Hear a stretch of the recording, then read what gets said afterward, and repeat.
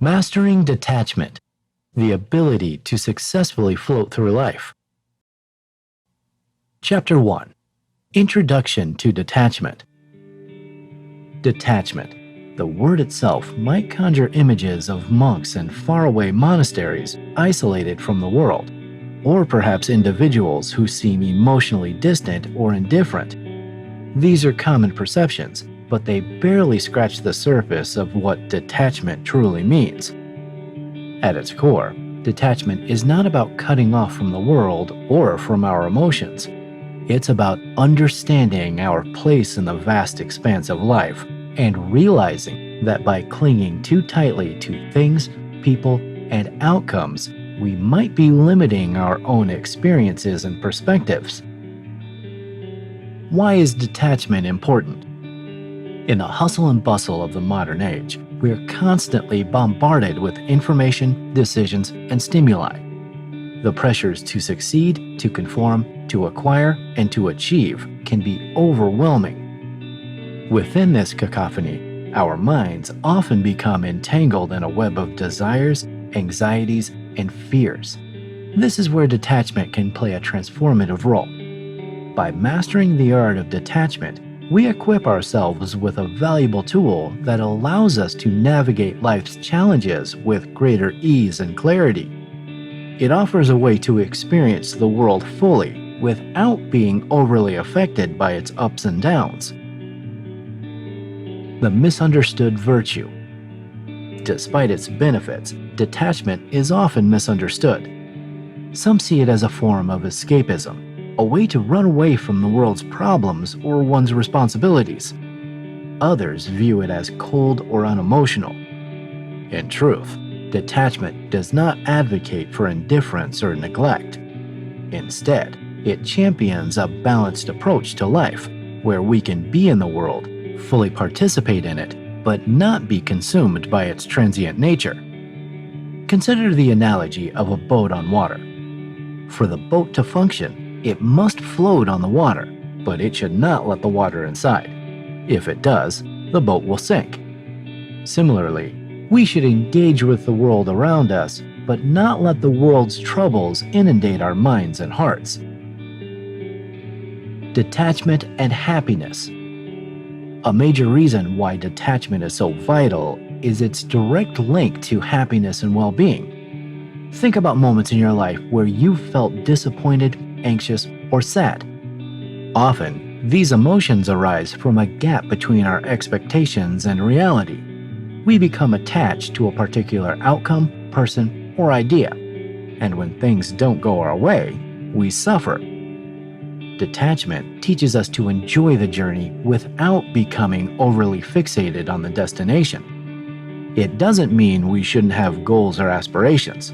On the contrary, detachment allows us to pursue our dreams with a calm mind, appreciating the process and being open to the myriad possibilities life presents. The modern need for detachment. Today's world, with its endless notifications, comparisons on social media, and the constant barrage of news, creates an environment ripe for attachment. We attach to opinions, to online personas, to material goods, and to the idea of living a perfect life. This can lead to feelings of inadequacy, restlessness, and discontent. Detachment offers a counterbalance to this modern predicament. By cultivating detachment, we can navigate the digital world with discernment, ensuring that we use technology and other modern tools as means to enrich our lives, rather than let them dictate our self-worth or state of mind. The journey ahead. Over the next chapters, we will dive deeper into the nuances of detachment. We'll explore its historical and philosophical roots, dispel myths, and offer practical tools and strategies to integrate detachment into daily life.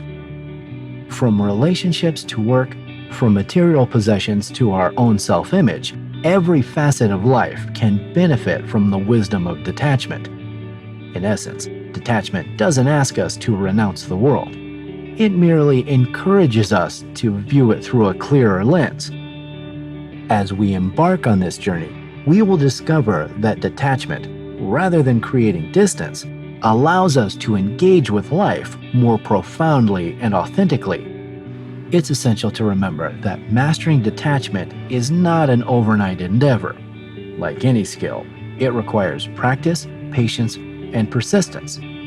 But the rewards, a sense of peace, clarity, and freedom, are well worth the effort.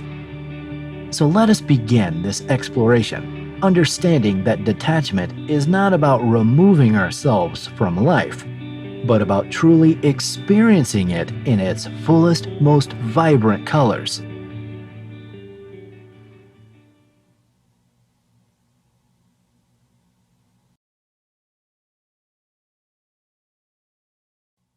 Chapter 2: Historical Overview. Detachment as a philosophical and practical concept has roots deeply embedded in various cultures and traditions across the world. From the meditative practices of Buddhist monks to the Stoic teachings of ancient Greece and the Taoist principles of ancient China, the art of living without being overly tied to one's desires, fears, or possessions has been explored and embraced for centuries. This chapter aims to journey back through time to understand how different societies have perceived and incorporated the idea of detachment into their ethos. Buddhism, letting go of attachments. Buddhism, founded in India around the 5th century BCE, has detachment at its core. Siddhartha Gautama, known as the Buddha, recognized that human suffering, dukkha, largely stems from our attachments and desires. By letting go of these attachments, one could achieve enlightenment, nirvana, a state of supreme liberation and inner peace. Buddhist teachings emphasize the impermanence of life, urging followers to recognize that clinging to people, objects, or outcomes only results in suffering because everything is transient. The practice of meditation in Buddhism is often about observing one's thoughts and feelings without judgment, allowing them to arise and pass away without being entangled in them. Stoicism, embracing what we cannot control. Around the same time Buddhism was taking root in the East, Stoicism emerged in the West as a significant philosophical movement. The Stoics, with prominent figures like Seneca, Epictetus, and Marcus Aurelius, taught that while we might not have control over external events, we do have control over our reactions to them. For Stoics, the key to a contented life was understanding the difference between things we can change, our thoughts, behaviors, and emotions, and things we can't, external events and the actions of others. By detaching from a need to control everything and focusing instead on personal virtue and wisdom, one could achieve a state of tranquility known as ataraxia. Taoism, flowing with the Tao. Taoism, rooted in the ancient Chinese worldview, places a significant emphasis on Wu Wei, which translates roughly to non-action or effortless action. At its heart, this concept is about understanding and aligning with the natural flow of life, known as the Tao. Lao Tzu, the legendary figure attributed to foundational Taoist texts, believed that by detaching from our individual desires and egos, we could merge with this cosmic flow. Instead of forcing things or being overly attached to outcomes, the Taoist ideal is to act in harmony with nature, which often means letting go and allowing things to unfold as they should. Modern interpretations, detachment in a material world. Moving towards more contemporary times, the concept of detachment has been reinterpreted and repackaged in various ways. The rise of consumer culture in the 20th century, with its emphasis on acquiring and consuming, made detachment more relevant than ever. As societies became more materialistic, the wisdom of ancient philosophies gained renewed importance for those seeking peace and contentment amidst the chaos. The 20th century saw the rise of minimalism, a movement that, in many ways, echoes the ancient principles of detachment. Minimalists advocate for living with less and detaching from the need to constantly acquire. By focusing on what truly matters and letting go of excess, they argue, we can find more joy, purpose, and contentment. Mindfulness, another contemporary movement with roots in ancient practices, especially Buddhism, emphasizes being present in the moment without judgment. This often requires detaching from our anxieties about the future or regrets about the past and immersing ourselves fully in the present. Conclusion. From ancient monasteries in the Himalayas to bustling modern cities, the concept of detachment has woven its way through human history, adapting and evolving, but always reminding us of one essential truth: that to truly live, we must sometimes let go. Whether it's the Buddhist monk meditating on a mountaintop, the Stoic philosopher writing in his journal, or the modern minimalist decluttering their home, the journey towards detachment is at its heart a journey towards a richer, more meaningful life.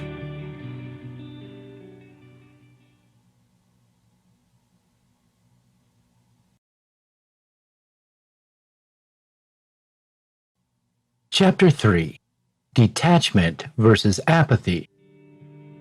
In the journey towards understanding and mastering detachment, it's essential to discern it from a term that often gets misconstrued with it: apathy.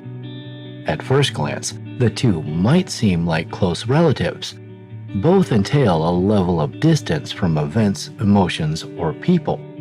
However, on closer examination, they emerge as distinct, with detachment often being a conscious choice aimed at personal peace and growth, while apathy leans towards an absence of interest or emotion. Detachment, a conscious unbinding. Detachment, in its essence, is about letting go, not out of indifference, but out of a profound understanding that clinging too tightly can often lead to suffering. Imagine holding sand in your hand. If you squeeze too hard, the sand begins to escape between your fingers. But if you hold it gently with an open palm, it remains in place. That's what detachment feels like: an open palm, aware and present, but not clinging. It's about realizing that by not becoming excessively emotionally entangled in outcomes, relationships, and materialistic desires, we can better navigate the waves of life. This doesn't mean we're devoid of emotion. Quite the opposite. A person practicing detachment still feels joy, sorrow, excitement, and disappointment. However, they have developed a capability to maintain an inner equilibrium, ensuring these emotions don't entirely consume or define them. Apathy, the absence of feeling. Apathy, on the other hand, can be visualized as a closed door. It's a state of indifference where emotions, interests, or passions don't seem to touch an individual.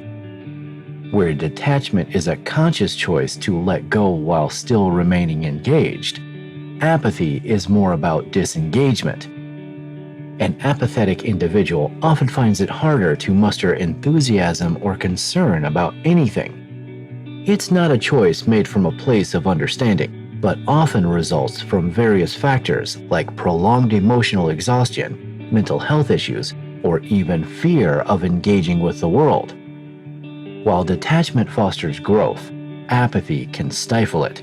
It's stagnation of emotion and interest, often leading the individual to feel disconnected, not only from the world around them, but also from themselves.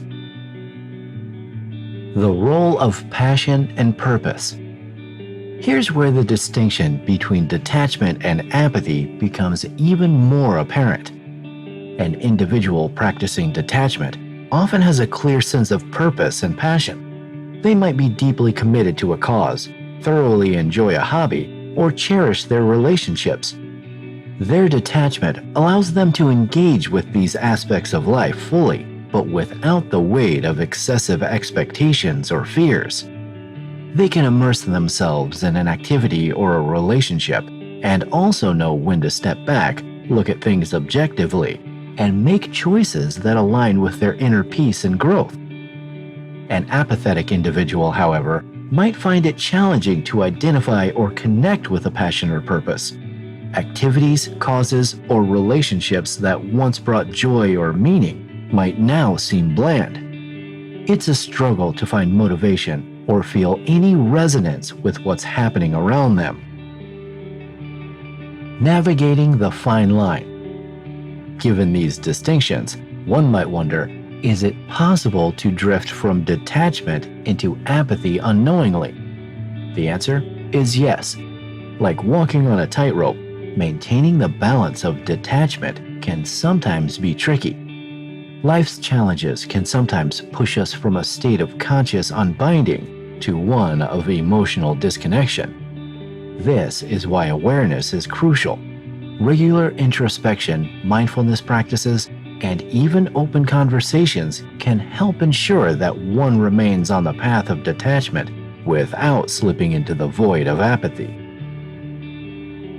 In conclusion, detachment and apathy, while seemingly similar, are worlds apart. One is a path towards inner peace, growth, and a richer engagement with life, while the other signifies a disconnection and an emotional void. As we continue to explore the realms of detachment, it's crucial to be vigilant and ensure that our quest for inner equilibrium doesn't push us into a state of emotional numbness. For in the end, the goal is to float through life, feeling its ups and downs, but not being submerged by them.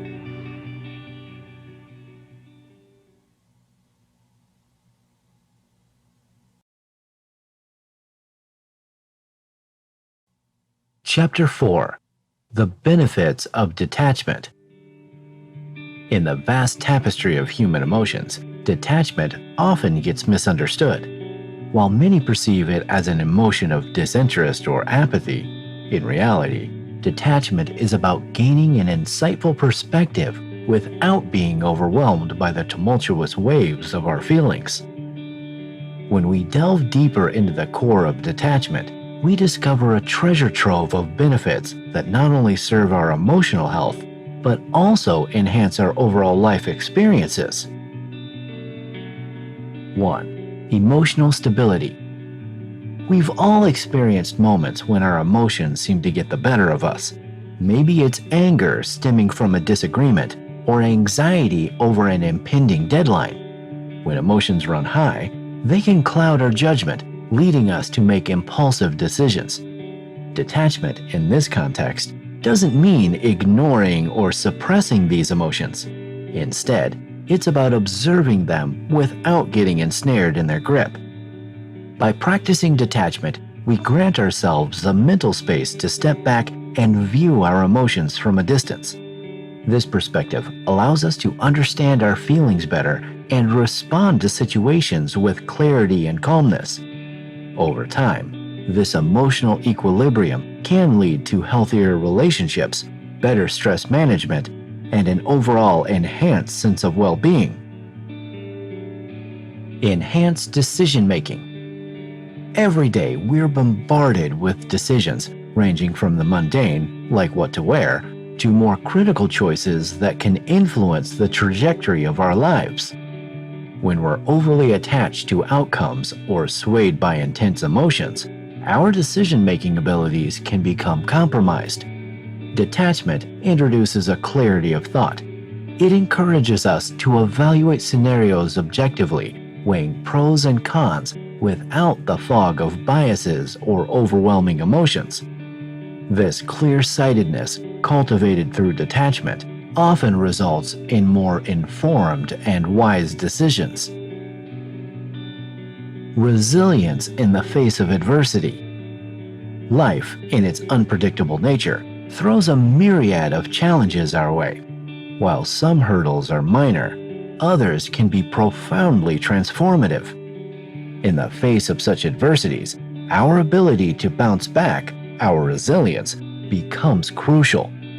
Being detached doesn't mean being unaffected by life's challenges. Instead, it equips us with a balanced perspective, preventing us from becoming overly disheartened by failures or excessively elated by successes.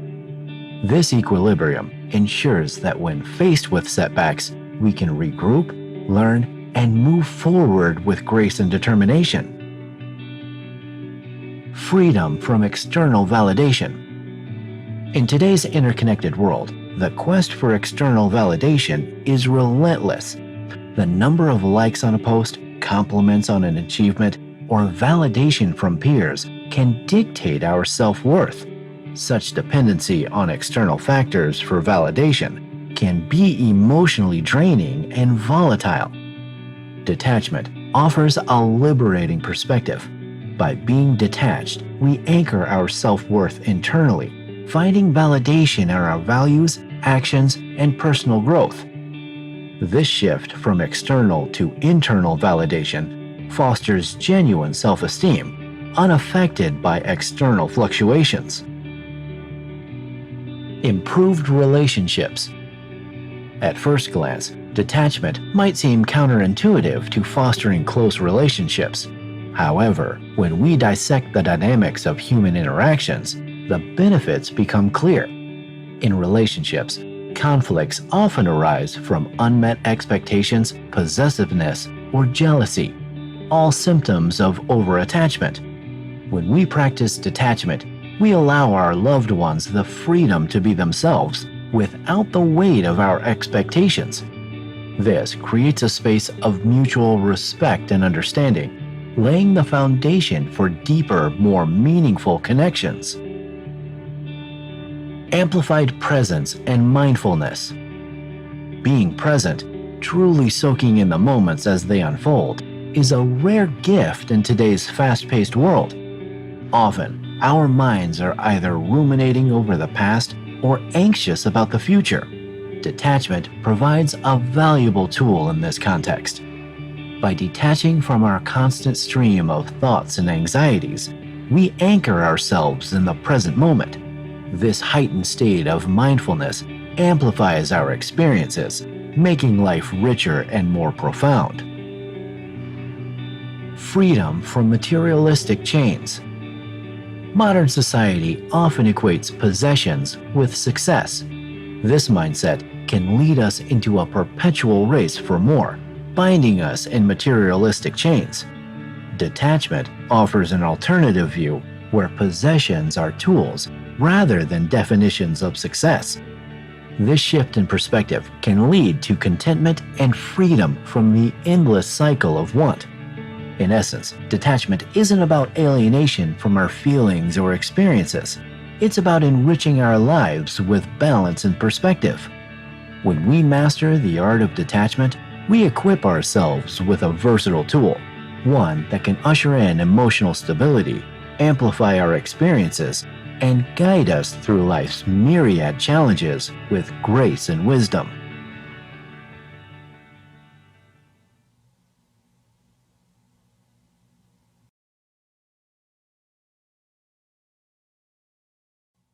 Chapter 5.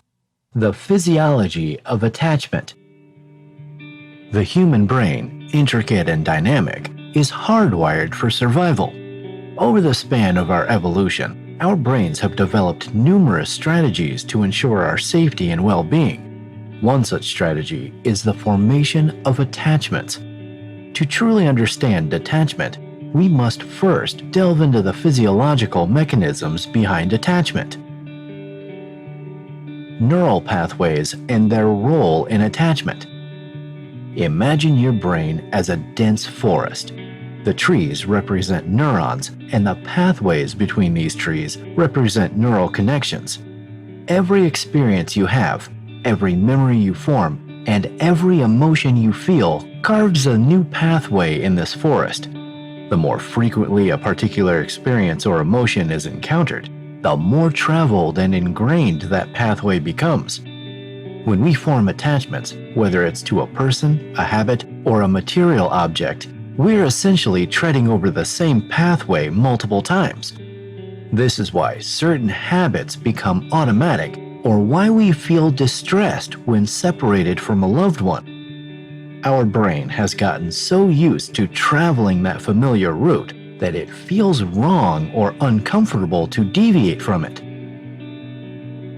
The role of neurotransmitters. Neurotransmitters are chemicals in our brain responsible for transmitting signals from one neuron to another. They play a crucial role in dictating our mood, feelings, and reactions. Dopamine, often referred to as the feel-good neurotransmitter, is central to the sensation of pleasure and reward. When you experience something pleasurable, such as eating your favorite food or spending time with a loved one, dopamine is released. This not only makes you feel good, but also drives you to seek out that pleasurable experience again, thus fostering attachment. Oxytocin, sometimes labeled the love hormone, is another neurotransmitter pivotal in attachment formation.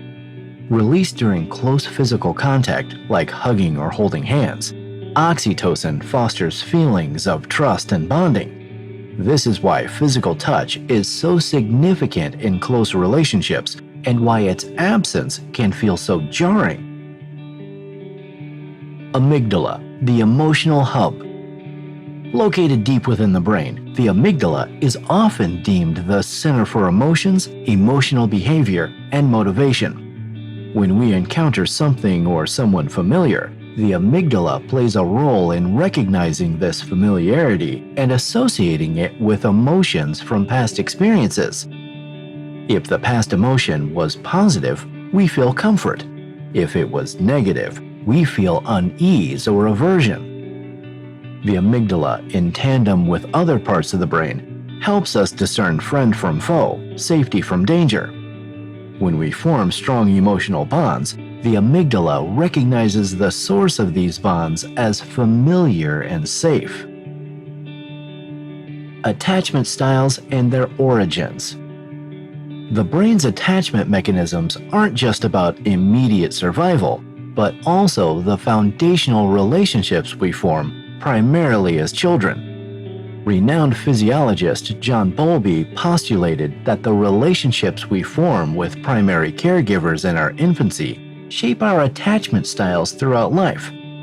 Babies and young children rely on caregivers for everything, from food to warmth to safety. If a caregiver is consistently responsive and nurturing, the child develops a secure attachment style, feeling confident in exploring the world and forming relationships. However, if a caregiver is inconsistent or neglectful, the child might develop an anxious or avoidant attachment style, leading to insecurities and relational challenges in adulthood.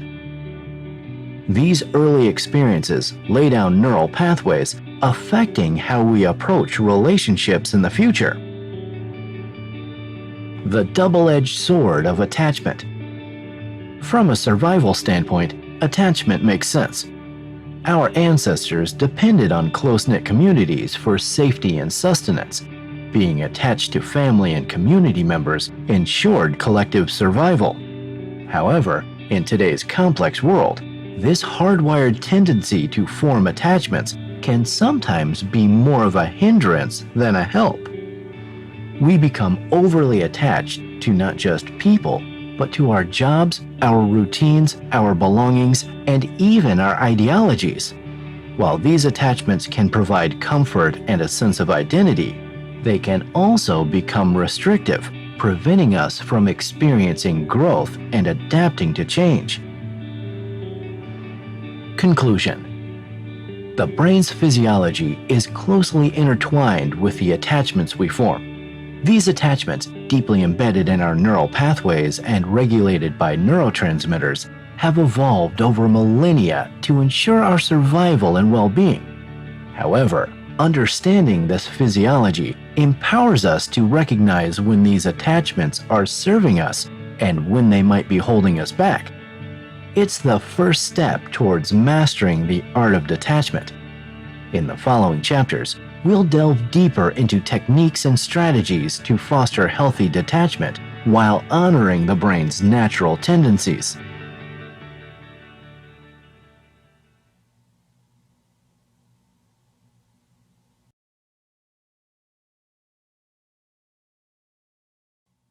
Chapter 6.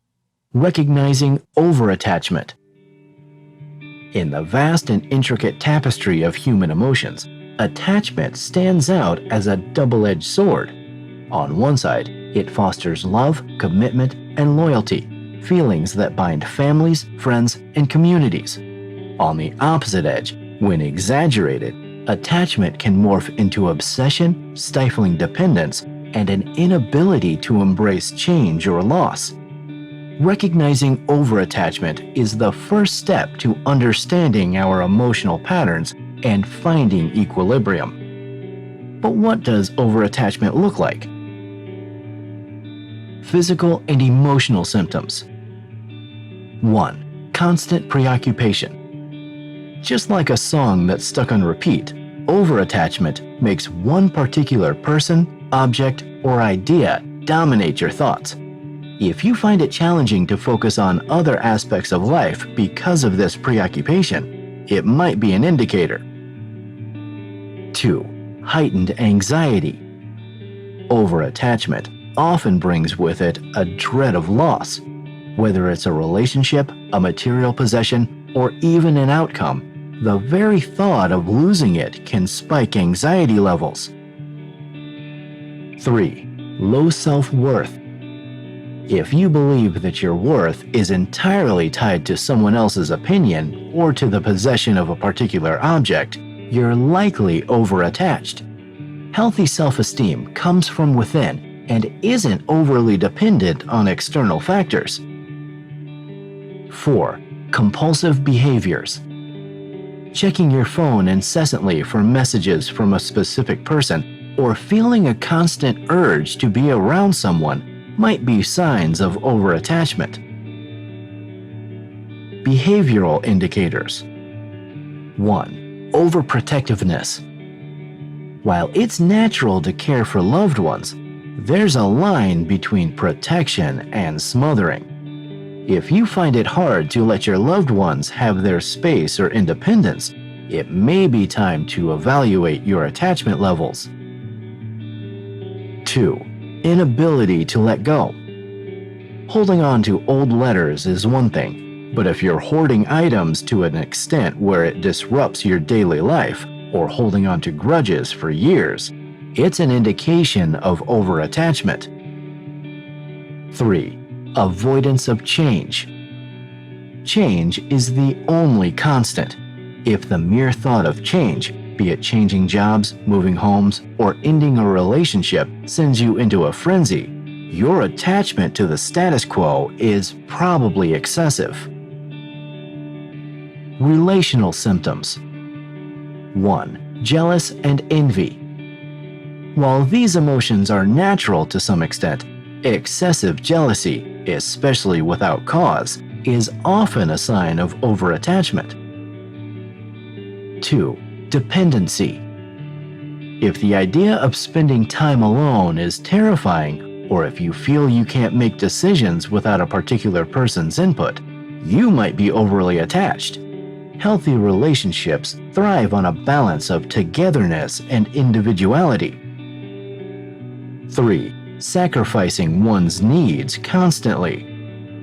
Compromise is a part of any relationship. But if you find yourself always sidelining your needs, desires, or dreams for someone else, it's a warning sign. Understanding the roots. Most times, overattachment doesn't emerge out of the blue. Its roots often lie in past traumas, fears, or learned behaviors. For instance, someone who has experienced abandonment might cling to relationships more tightly, fearing a repeat of the past. A person who has been conditioned to equate love with gifts might become overly attached to material possessions. Recognizing these roots is essential. Awareness is the first step toward healing and transformation. As the saying goes, knowing the problem is half the solution. Moving forward. Overattachment, like many emotional responses, is a spectrum. While mild attachment can be a driving force, guiding us toward commitment and dedication, the extreme end can be debilitating. Recognizing where you stand on the spectrum is crucial. It's also worth noting that it's okay to seek help. Often, the patterns of overattachment are deeply ingrained, and having an external perspective from a therapist or counselor can offer clarity.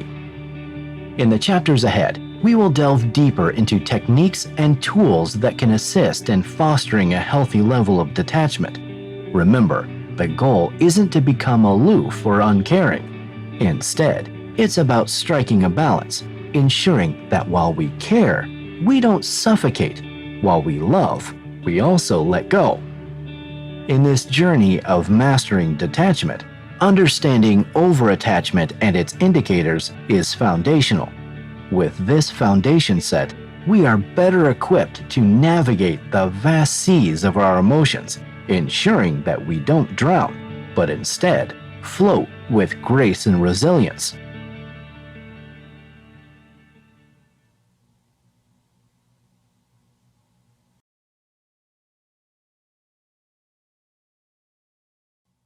Chapter 7: Mindfulness and Observation. In our journey to mastering detachment, mindfulness stands as a foundational pillar. Before we can truly detach from the intense emotions, thoughts, and external stimuli that cloud our judgment and sway our mood, we must first learn to observe them. In this chapter, we'll delve into the realms of mindfulness and observation and uncover their significance in helping us float through life with grace. What is mindfulness? Mindfulness, at its core, is the act of being intensely aware of what you're sensing and feeling at every moment, without interpretation or judgment. In a world saturated with distractions, be it smartphones buzzing, social media updates, or the constant chatter of our own thoughts, achieving a state of mindfulness can seem like a Herculean task. Yet it is this very act of being present and attentive that provides the clarity needed to detach. The power of observation. Imagine standing by a river and watching the water flow. Some areas of the river might be calm and serene, while other parts might have turbulent whirlpools. If you were to become a part of the river, you'd be swept by its currents, unable to control where you go. But as a mere observer on the bank, you can appreciate its beauty, its chaos, and everything in between without being affected. Similarly, in life, when we entangle ourselves in the raging river of our emotions and thoughts, we often get swept away. But if we stand on the bank, observing without becoming a part of it, we gain a unique perspective. We realize that emotions and thoughts, just like the river, have a flow. They come and they go. Observing them without attachment allows us to understand their transient nature. Mindfulness in practice. 1. Breathing exercises. One of the most straightforward ways to practice mindfulness is through focused breathing. By centering your attention on each inhalation and exhalation, you anchor yourself in the present. This exercise not only calms the mind, but also offers a refuge from the whirlwind of daily life. Whenever you find your thoughts spiraling, take a few deep breaths and center yourself. 2. Mindful eating. Instead of rushing through meals, try savoring every bite. Pay attention to the texture, the flavor, and the aroma of the food. Not only does this make eating a more pleasurable experience, but it also aids digestion and fosters a deep appreciation for the nourishment we receive. 3. Walking meditation. Every step can be a journey into mindfulness. As you walk, focus on the sensation of your feet touching the ground, the rhythm of your stride, and the feel of the air around you. This simple act can transform a mundane activity into a profound experience of awareness. Benefits of mindfulness and observation. Mindfulness isn't just a tool for detachment. It's a way of life that brings about profound transformations. Here are some of its benefits. Enhanced decision-making. When you're mindful, you're less likely to make impulsive decisions. This is because you're more in tune with your feelings and can assess situations with a clearer perspective. Reduced stress. Being present means you're less likely to ruminate on the past or worry about the future. This naturally leads to decreased levels of stress. Improved relationships. Mindfulness fosters active listening and genuine presence, making interactions more meaningful. Challenges in practicing mindfulness. Of course, like any skill, mindfulness comes with its own set of challenges. Our minds are used to wandering, distractions are aplenty, and sometimes the very emotions or thoughts we're trying to observe can be overwhelming. It's essential to approach these challenges with patience. Remember, mindfulness is not about achieving a state of eternal calm, but about observing whatever arises without judgment. The link to detachment. So how does mindfulness tie into detachment? By observing our thoughts and feelings, we recognize that they are fleeting. We learn not to identify with every emotion or thought that arises, realizing that just like clouds in the sky, they too shall pass. This understanding is the first step toward detaching from them. Mindfulness, in essence, is the bridge to detachment. While detachment allows us to float through life, mindfulness ensures that we're awake, aware, and appreciative of every moment in our journey. In conclusion, as we aim to master detachment, cultivating mindfulness is imperative. By immersing ourselves in the present and observing life as it unfolds, we take the reins of our own existence, charting a course toward peace, clarity, and understanding.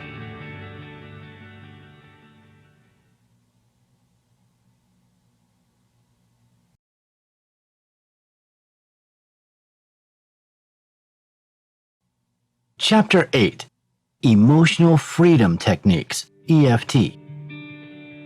Emotions play a pivotal role in our lives. They can lift us up, drive our passions, or unfortunately, weigh us down.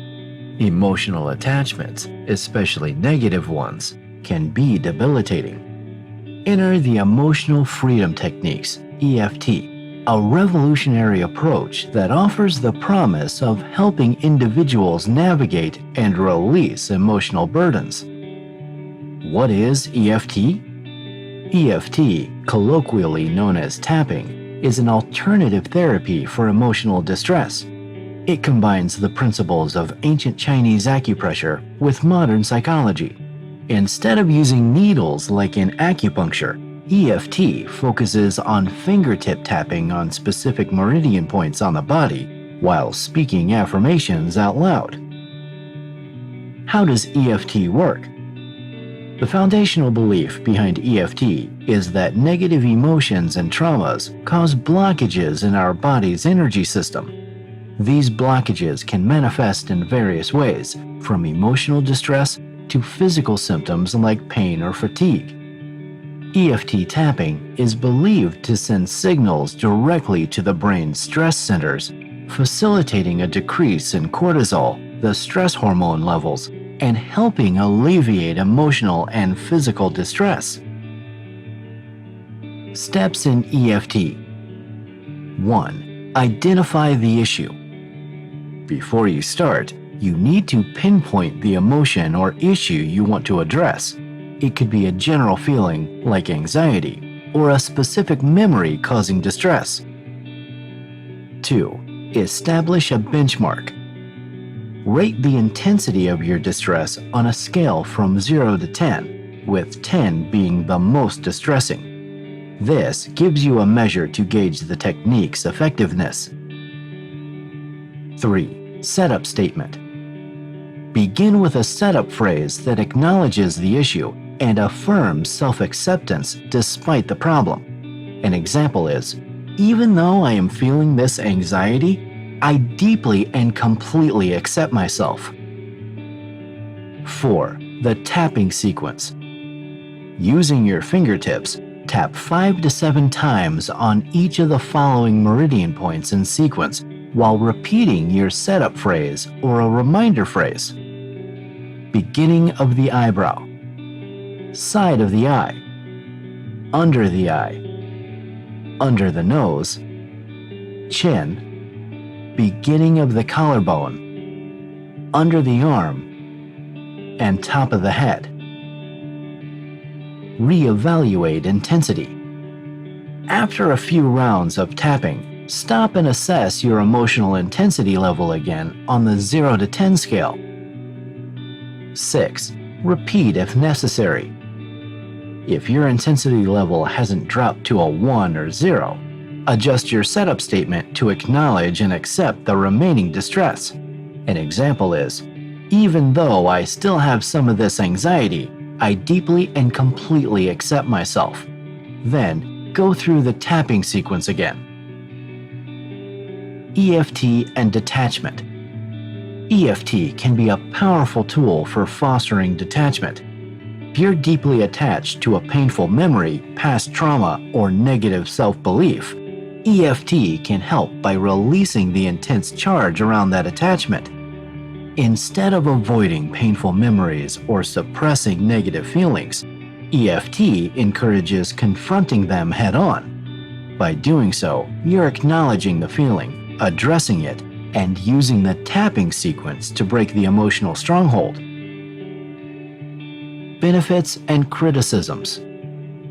Many individuals have attested to EFT's benefits, claiming relief from anxiety, depression, physical pain, and other emotional ailments. Furthermore, it's a self-help tool. Once you learn the technique, you can employ it whenever needed. However, like many alternative therapies, EFT has its critics. Some argue there's a lack of rigorous scientific studies supporting its efficacy. Others believe the positive effects are purely due to the placebo effect. While more research is needed to solidify EFT's place in therapeutic practices, it's hard to argue against the countless testimonies of those who found relief using the method. Conclusion. EFT offers an innovative approach to tackling emotional burdens, combining ancient wisdom with contemporary understanding. For those striving for detachment, it could be a valuable technique in the toolkit. As with any therapy, what works for one person might not work for another. So if you're curious about EFT, give it a try, but also consider discussing it with a professional. The journey to detachment can be challenging, but tools like EFT provide hope and potential pathways to emotional freedom.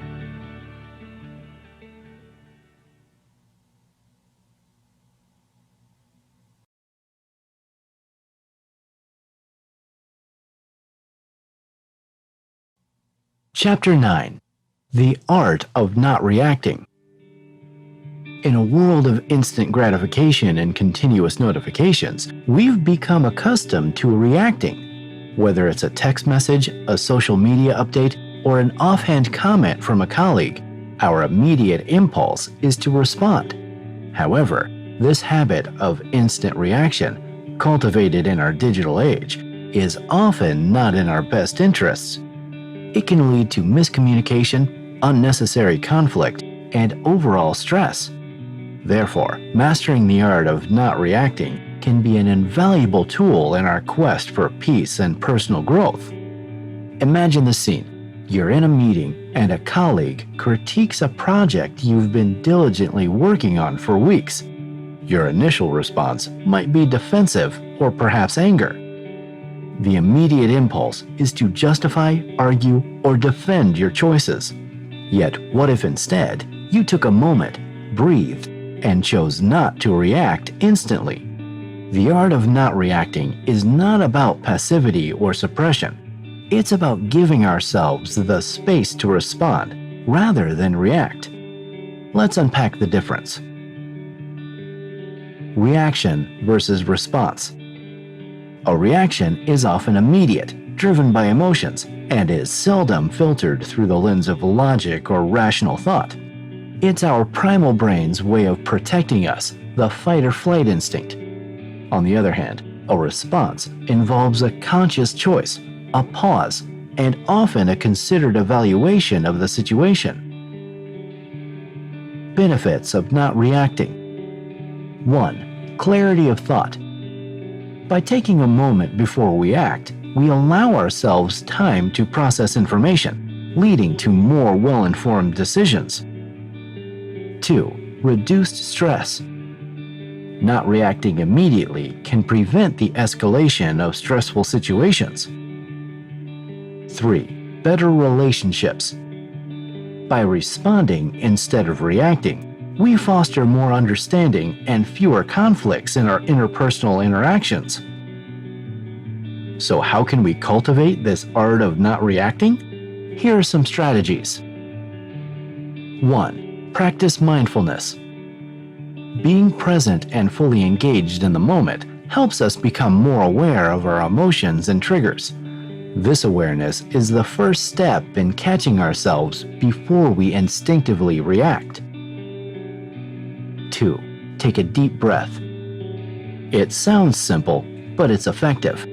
When faced with a potentially reactive situation, taking a deep breath can give us that precious moment to recalibrate.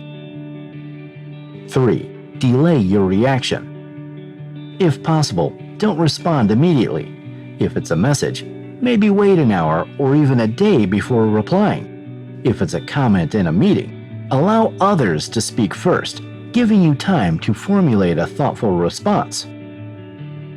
4. Seek perspective. Ask yourself, will this matter in a week, a month, a year? Often, we react to things that, in the grand scheme, aren't that significant. By seeking a broader perspective, we can prevent unnecessary reactions. 5. Foster empathy. Before reacting, consider the other person's viewpoint. Maybe they had a bad day, or perhaps there's context you're missing. Empathy can provide the buffer we need to respond compassionately and rationally.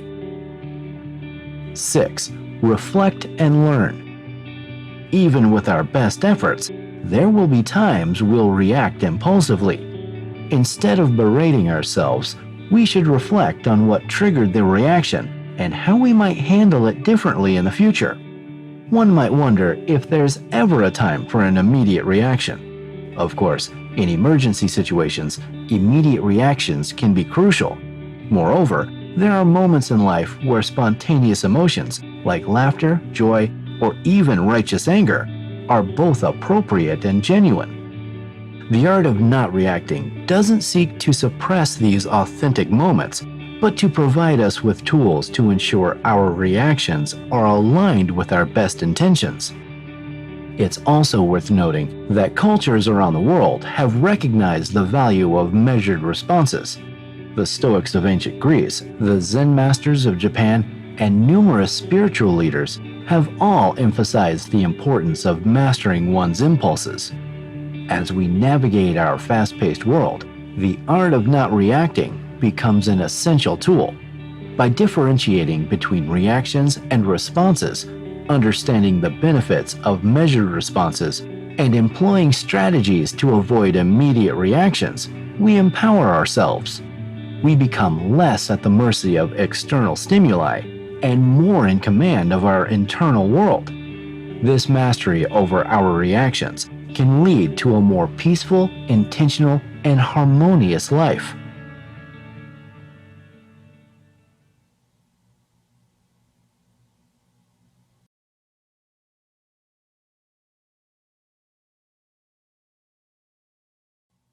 Chapter 10. Detachment in Relationships. In the vast sea of emotions, relationships often stand as the most tumultuous waters. Relationships, whether familial, romantic, or platonic, are where our deepest attachments form, making them the proving grounds for mastering detachment. Now, before diving in, it's crucial to establish one idea. being emotionally detached doesn't mean you stop caring about your loved ones. Instead, it represents loving in a way that allows both you and them to be free. Let's start by debunking a common myth. Detachment in relationships doesn't mean being indifferent or emotionally unavailable. It means having a deep connection and care for someone without letting their actions, choices, or feelings dictate your emotional well-being. In simple terms, it's about loving someone wholeheartedly, but not being dependent on them for your happiness or self-worth. Why is detachment in relationships so crucial, you might wonder? Because attachment, especially in relationships, often results in unreasonable expectations, dependence, and sometimes even possessiveness. Overattachment can blur the lines of individual identities, creating pressure and stifling growth. By practicing detachment, you allow yourself and the other person room to breathe, evolve, and make choices without fear of judgment, guilt, or retribution. Let's discuss some areas where detachment can be beneficial. 1. Detachment from outcomes. Ever found yourself expecting a specific response from a loved one? Maybe you hoped for gratitude, affirmation, or reciprocation. When you focus on outcomes, you set yourself up for disappointment. Instead, perform acts of kindness and express your love without expecting anything in return. Love for the sake of loving, not for what you might receive. 2. Detachment from control. In relationships, trying to control the other person's actions, thoughts, or feelings is a recipe for disaster. Everyone has their journey, lessons, and pace of growth. When you detach from the need to control, you create space for understanding, patience, and trust. 3. Detachment from validation. One of the most liberating feelings is knowing that you don't require validation from someone else to feel worthy.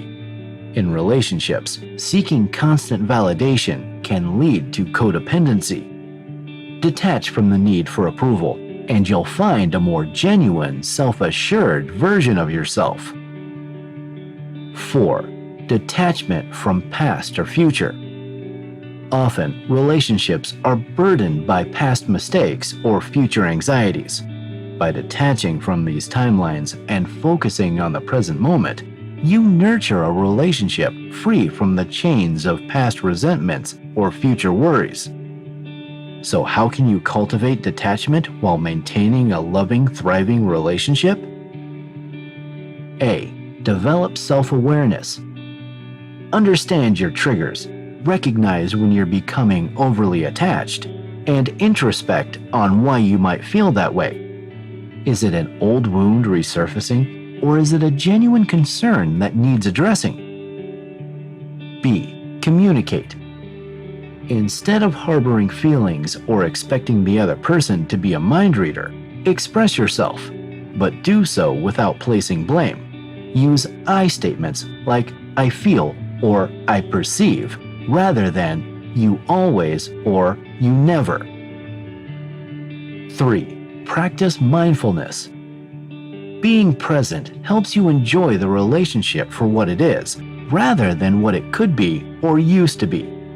Activities like meditation, journaling, or even simple breathing exercises can center you, especially when emotions run high. D. Set boundaries. This isn't about setting barriers or walls, but about understanding and communicating what's acceptable and what's not. Healthy boundaries prevent feelings of resentment and ensure mutual respect. E. Foster independence. Celebrate the individuality of your loved one. Encourage their hobbies, passions, and personal growth. Simultaneously, invest time in your personal growth and self-care. Relationships in their purest form are about mutual love, respect, and growth. When you intertwine your happiness and self-worth with someone else's behavior, you walk on shaky ground. Remember, Detachment is not about creating distance, but about ensuring that the distance doesn't create you. In the end, detachment in relationships is a dance, one of coming together in love and unity, then stepping back to honor individuality. By mastering this balance, you create relationships that are not just enduring, but also enriching.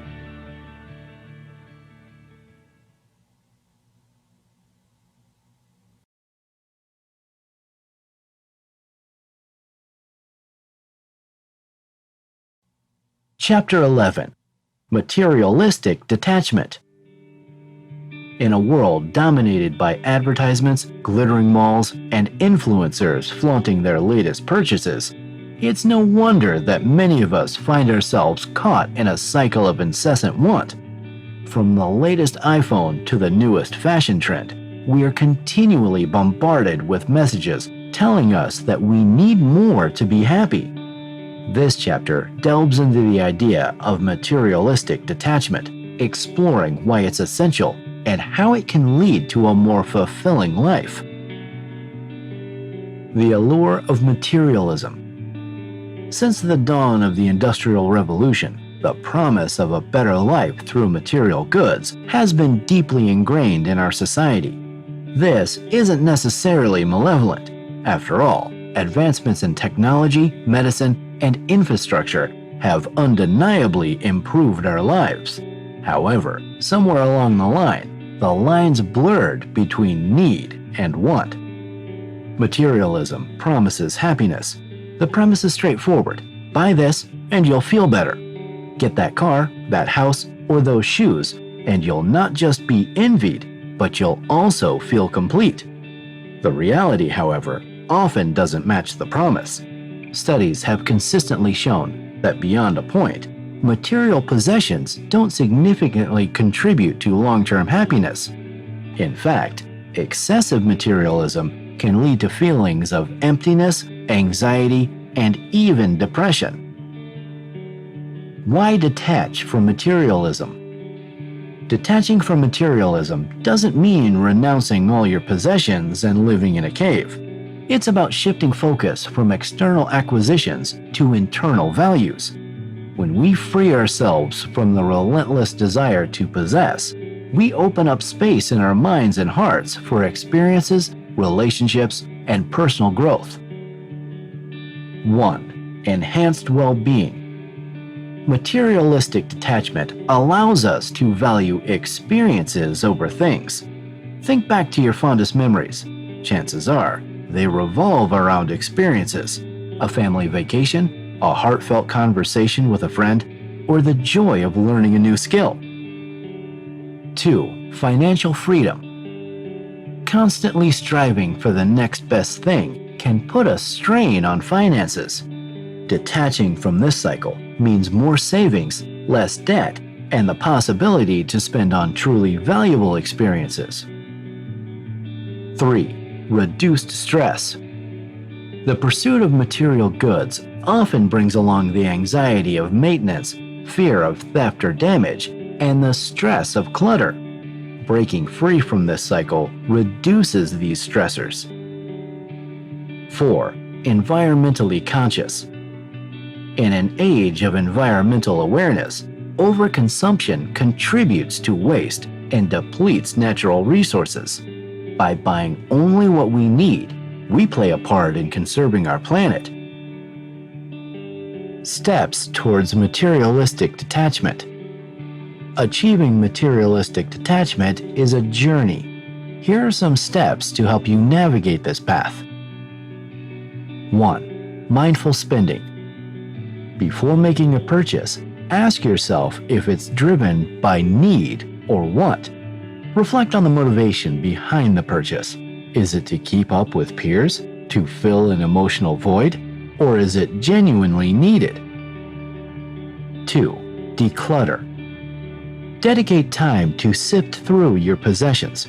Donate or sell items that you no longer need or use.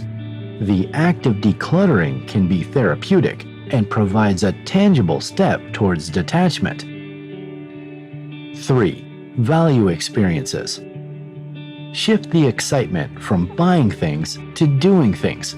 Plan a trip, take a class, or spend time with loved ones. The joy derived from these experiences often outlasts that from a new purchase. 4. Practice gratitude. Cultivate a daily habit of gratitude. By appreciating what you already have, the constant desire for more diminishes. This could be as simple as maintaining a gratitude journal. 5. Educate yourself. Read about the impact of consumerism on mental health and the environment. Knowledge can be a powerful motivator to change. 6. Limit exposure. While it's challenging to escape advertisements entirely, we can reduce their influence. Limit time on social media, unsubscribe from marketing emails, and be selective about the content you consume. Conclusion. In essence, materialistic detachment is about realizing that happiness and self-worth aren't derived from what we own, but from who we are and how we connect with the world around us. It's about valuing the intangible over the tangible, experiences over possessions, and relationships over acquisitions. This journey isn't about deprivation, but liberation. It's a shift from the external to the internal, from the fleeting to the everlasting. As we navigate through the modern world with its myriad temptations and distractions, let's remind ourselves of the age-old wisdom. The best things in life aren't things.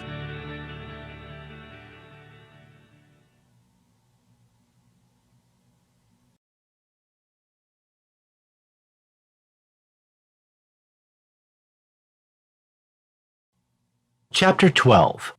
Digital Detachment. In today's digitized age, our lives are deeply intertwined with technology. From the pinging alerts on our smartphones to the relentless flow of emails, tweets, and social media updates, we're perpetually connected. This relentless digital connection can be both a boon and a bane. While we have access to a world of information and can communicate with anyone across the globe in an instant, this constant digital tether can also be overwhelming. Digital detachment, or the conscious choice to step away from our screens and electronic devices, has become crucial for our mental well-being. The need for digital detachment. There's no denying the benefits of technology. It aids us in various aspects of our lives, from work and education to entertainment and social connections. But the very tool that keeps us connected can also become a chain that binds us. Here's why. 1. Information overload. Every day, we're bombarded with news, advertisements, messages, and social media updates. While it's essential to be informed, there's a limit to how much our brains can process without feeling overwhelmed. 2. Decreased human connection. The irony of the digital age is that while we are connected more than ever, genuine face-to-face interactions have decreased. The nuances of human emotion, the warmth of a hug, or the genuine laughter shared over a meal cannot be replicated by emojis or text messages. 3. Mental health concerns. Numerous studies have indicated that excessive screen time, particularly on social media, can lead to anxiety, depression, and feelings of loneliness. Comparing our lives to the highlight reels of others can lead to feelings of inadequacy. Practical steps for digital detachment. So how can we strike a balance? How can we embrace technology without letting it take over our lives? Here are some steps to consider. 1. Digital detox days.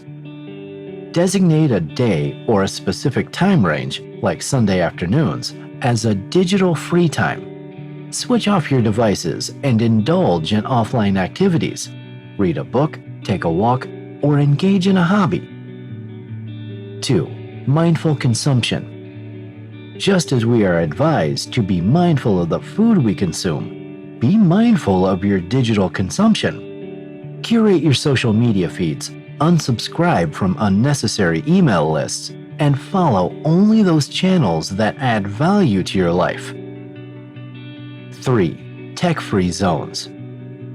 Dedicate specific areas in your house, like the bedroom or dining room, as tech-free zones. This not only ensures quality time with family, but also improves sleep quality if screens are kept out of the bedroom. 4. Notifications management. Turn off non-essential notifications. Do you really need to be notified every time someone likes your post? Limiting these interruptions can significantly reduce digital-induced stress. 5. Digital sabbaticals. If you feel you're on the verge of digital burnout, consider taking a longer break from your devices. This could be a week or even a month. Inform essential contacts about your digital sabbatical and enjoy the tranquility.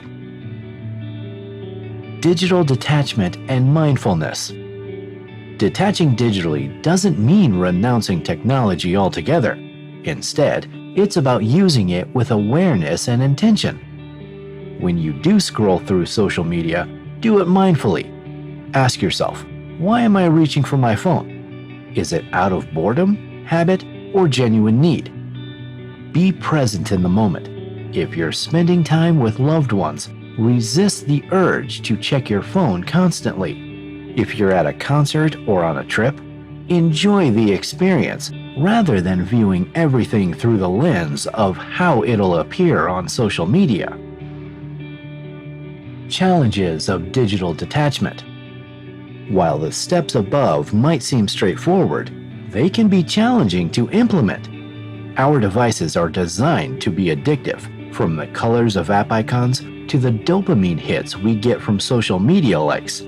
Overcoming this addiction requires effort and, in some cases, even external help. Moreover, in our connected age, being entirely off the grid isn't always feasible, especially if our work or personal responsibilities require digital communication. The key is to find a balance that suits your unique life circumstances. Conclusion. In our quest to stay connected and informed, it's vital not to lose ourselves in the digital labyrinth. Taking time for digital detachment can help us reclaim our peace, foster genuine human connections, and live more present, intentional lives.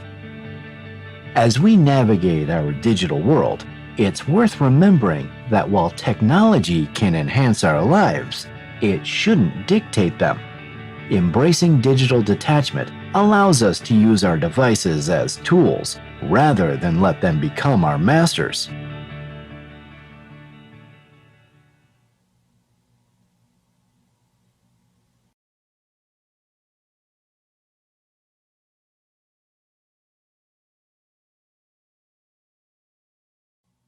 Chapter 13. Ego and Self-Identity. When you hear the word ego, what comes to mind? Many think of arrogance, pride, or even self-absorption. While these characteristics can indeed be linked to one's ego, it's essential to understand the deeper nuances behind this concept, especially in relation to detachment. The ego, in psychological terms, is often considered the part of our mind that mediates between the conscious and the unconscious. It's responsible for reality testing and a sense of personal identity. In simpler words, it's that internal voice that differentiates you from others and tells you who you are based on your past experiences, beliefs, and societal constructs. So how is this linked to our ability or inability to detach? The role of ego in attachment. From a young age, we start to develop a sense of self. This evolves from myriad experiences: how our family treats us, the environment we grow up in, our successes, and our failures. Over time, a narrative is built. I'm a good student. I'm an athlete. I'm not good at math. Or people always leave me. These self-beliefs, whether positive or negative, become deeply ingrained and form the structure of our ego. The ego loves to latch onto these definitions. It thrives on categorization and differentiation. The more defined and clear these categories, the more secure the ego feels. The problems arise when these categorizations or self-definitions become too rigid, or when they're based on external validations. For instance, someone who identifies primarily as a successful business person might face an identity crisis if their business goes under. They've attached their sense of self-worth and identity to external success. If that success wanes, the individual feels lost, leading to stress, anxiety, and a host of other emotional challenges. The barrier to detachment.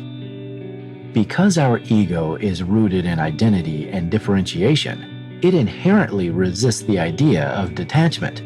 Detachment might seem like a threat to its very existence. After all, if you begin detaching from certain beliefs or labels, then who are you? Let's take a common scenario. You have always been the responsible sibling in your family. This label brings you pride and perhaps some semblance of control in familial settings. But it also comes with stress and the feeling of always having to live up to this role, even when it's overwhelming. The ego resists letting go of this title because, in its eyes, being responsible gives you worth and distinction. However, detaching from this label doesn't mean you become irresponsible. It merely allows you the freedom to act in ways most authentic to the situation without being boxed into a predefined role. Exercises to dissolve egocentric thinking. 1. Reflect on labels. Write down all the labels you identify with, such as parent, hard worker, friend, etc. For each label, jot down the positives and negatives it brings into your life. Reflect on which labels feel restrictive and which provide genuine joy. 2. Meditative observance. During meditation, observe your thoughts. Notice how many of them are centered around defending your identity, justifying your actions, or seeking validation. This observance isn't to judge, but to understand how the ego operates. 3. Practice humility. Engage in activities that make you feel connected to something bigger than yourself. It could be as simple as looking at the stars, spending time in nature, or volunteering for a cause. Recognizing the vastness of existence can provide perspective and minimize the ego's dominance. 4. Seek genuine feedback. Ask close friends and family for feedback on your behavior. Sometimes, an external perspective can provide insights into areas where your ego might be taking the lead. Remember, the goal isn't to feel attacked, but to grow. 5. Foster self-compassion. Detaching from the ego doesn't mean detaching from yourself. Learn to be kind to yourself, recognizing that every individual, including you, is a work in progress. The journey beyond the ego. Mastering detachment, especially from the ego, is no easy feat. The ego has been built and reinforced over the years and serves as a protective mechanism. But remember, the goal isn't to eliminate the ego. That's neither possible nor beneficial. Instead, it's about recognizing when the ego is driving your choices and learning to detach from its rigid definitions.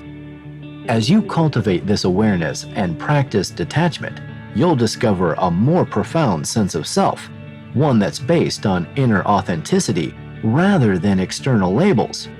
In this space, you will float through life with a grace and flexibility that truly allows you to embrace every moment.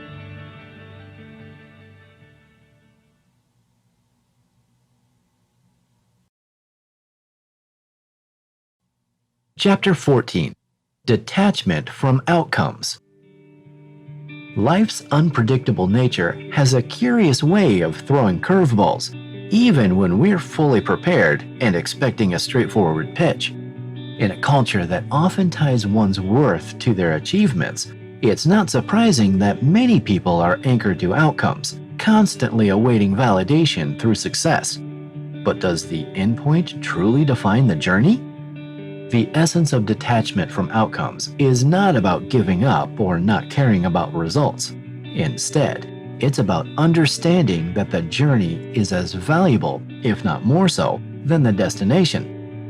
By detaching from outcomes, we free ourselves from the limiting constraints of expectation and open ourselves up to a more fluid, fulfilling, and adaptive life experience. The trap of goal-oriented living. From a young age, society grooms us to be goal-oriented. Whether it's scoring the highest mark on a test, landing the dream job, or buying the ideal home, these outcomes become symbols of success. While having aspirations is both natural and commendable, overfixation on results can lead to stress, burnout, and even a sense of emptiness when we finally achieve what we've been striving for. There's a saying that goes, "It's about the journey, not the destination." It serves as a gentle reminder that life's real lessons and joys are often found along the way. When we overly focus on the endgame, we may overlook the beauty of the process, the growth it brings, and the small, unexpected joys that crop up. The freedom of detachment. Imagine for a moment that you're an artist painting a vast canvas.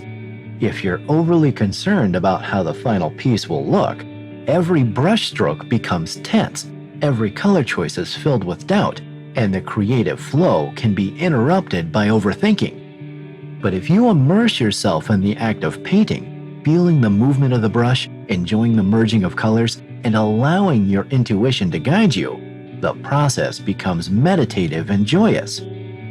Regardless of the end result, you've relished the act of creation. Translating this to life, if we navigate our days with an obsessive focus on the outcome, we risk robbing ourselves of the joy found in daily experiences.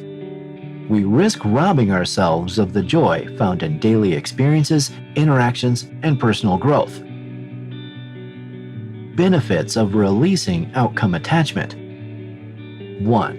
Reduced stress. Obsessing over results can create unnecessary pressure. By detaching from outcomes, you allow yourself the freedom to try, fail, learn, and grow without the looming fear of not meeting a specific standard. 2. Enhanced creativity. When we're not constantly seeking validation or results, our mind is free to think outside the box, to experiment, and to innovate. 3. Greater joy in the process. The moment you start valuing the journey, you begin to find contentment in daily tasks, making life richer and more meaningful. 4. Increased adaptability. Life is full of surprises. Those who are not rigidly attached to specific outcomes can pivot more effectively when circumstances change. Practical steps to detach from outcomes. Stay present. Engage deeply in the current task. When you're fully present, you're less likely to be anxious about the future result. Acknowledge effort over a result. Celebrate the effort you put into a task rather than just the result. This shifts your perspective from what you achieve to how you achieve it. Manage expectations. It's okay to hope for the best, but prepare yourself emotionally for various outcomes. This creates a balanced mindset. Reflect. Regularly take time to reflect on your journey. Acknowledge growth, appreciate experiences, and recognize lessons learned along the way. Avoid comparison. Remember that everyone's journey is unique. Instead of comparing your outcomes with others, focus on your personal growth and experiences. In the grand tapestry of life, outcomes are but singular threads. While they add to the pattern, it's the intertwining of experiences, growth, relationships, and learning that truly give the tapestry its depth and beauty. Embracing a mindset of detachment from outcomes allows us to weave our life story with a richer, more colorful array of threads, making the final picture one of holistic fulfillment.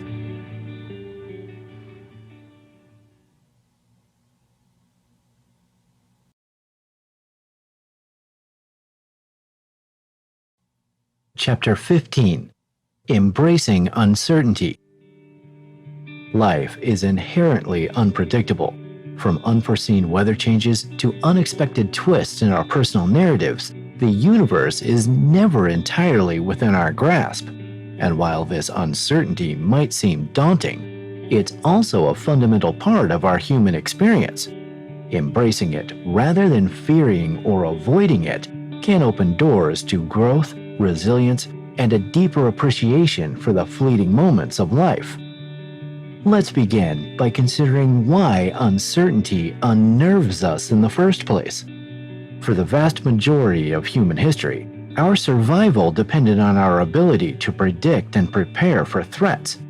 This instinct to anticipate and control is deeply ingrained in our DNA. In modern times, while the saber-toothed tigers of the past have been replaced with challenges like unexpected bills or changes in job status, our primal urge to have a grip on the future remains. Yet, despite our sophisticated technologies and predictive algorithms, the future remains a mystery. No matter how many precautions we take or how meticulously we plan, life has a way of throwing curveballs. This realization can be disheartening or liberating, depending on one's perspective. If we continually focus on our need to control every facet of our lives, we'll inevitably find ourselves frustrated, anxious, and overwhelmed. After all, the variables at play in the vast web of existence are too numerous to count. Attempting to exert control over every possible outcome is not only exhausting, but also futile. So how do we pivot from this mindset of control to one of acceptance? First, we must differentiate between what we can control and what we can't. This concept, rooted in Stoic philosophy, suggests that while we can't always control external events, we can control our reactions to them. Consider, for example, a sudden rainstorm during an outdoor event. No amount of annoyance or anger will stop the rain, but adapting, whether by seeking shelter or dancing in the rain, demonstrates control over one's response. Second, embracing uncertainty doesn't mean throwing caution to the wind. Rather, it's about finding a balance between preparedness and flexibility. It's perfectly reasonable and wise to prepare for important events or potential challenges. But when unexpected changes arise, flexibility allows us to adapt and make the best of new situations. Think of it as having a roadmap, but being open to taking scenic detours. Another aspect of embracing uncertainty is cultivating trust. Not just trust in others, but trust in oneself and in the unfolding nature of life. This trust assures us that no matter what challenges or surprises come our way, we have the inner resources to navigate them. It's a confidence born from past experiences, from the countless times we've adapted, overcome, and grown from unexpected events. To build this trust, reflection is key. Recall moments from your past when you faced uncertainty and came out stronger on the other side. Maybe it was a move to a new city, a change in career, or an unexpected personal challenge. By remembering these moments, we remind ourselves of our own resilience and capability. It's also beneficial to view uncertainty as an opportunity for growth. Every surprise, challenge, or unexpected twist in our life story is a chance to learn, develop, and evolve. Without uncertainty, life would be a predictable script, devoid of the dynamic experiences that shape and define us. Moreover, uncertainty brings with it the magic of possibility. If everything was set in stone, where would be the space for dreams, aspirations, and the joy of the unexpected. Some of life's most beautiful moments arise from the unplanned and unforeseen. By embracing uncertainty, we open ourselves to these serendipities. In conclusion, while our primal instincts might drive us to seek control and predictability, a rich and fulfilling life is often found in the spaces of the unknown. Embracing uncertainty is not about being unprepared or reckless. It's about balance, trust, and the recognition that life's uncertainties are in many ways its most beautiful certainties. As the famous saying goes, life isn't about waiting for the storm to pass. It's about learning to dance in the rain. When we master the art of dancing amidst the unpredictable torrents of life, we truly begin to float through existence with grace, resilience, and joy.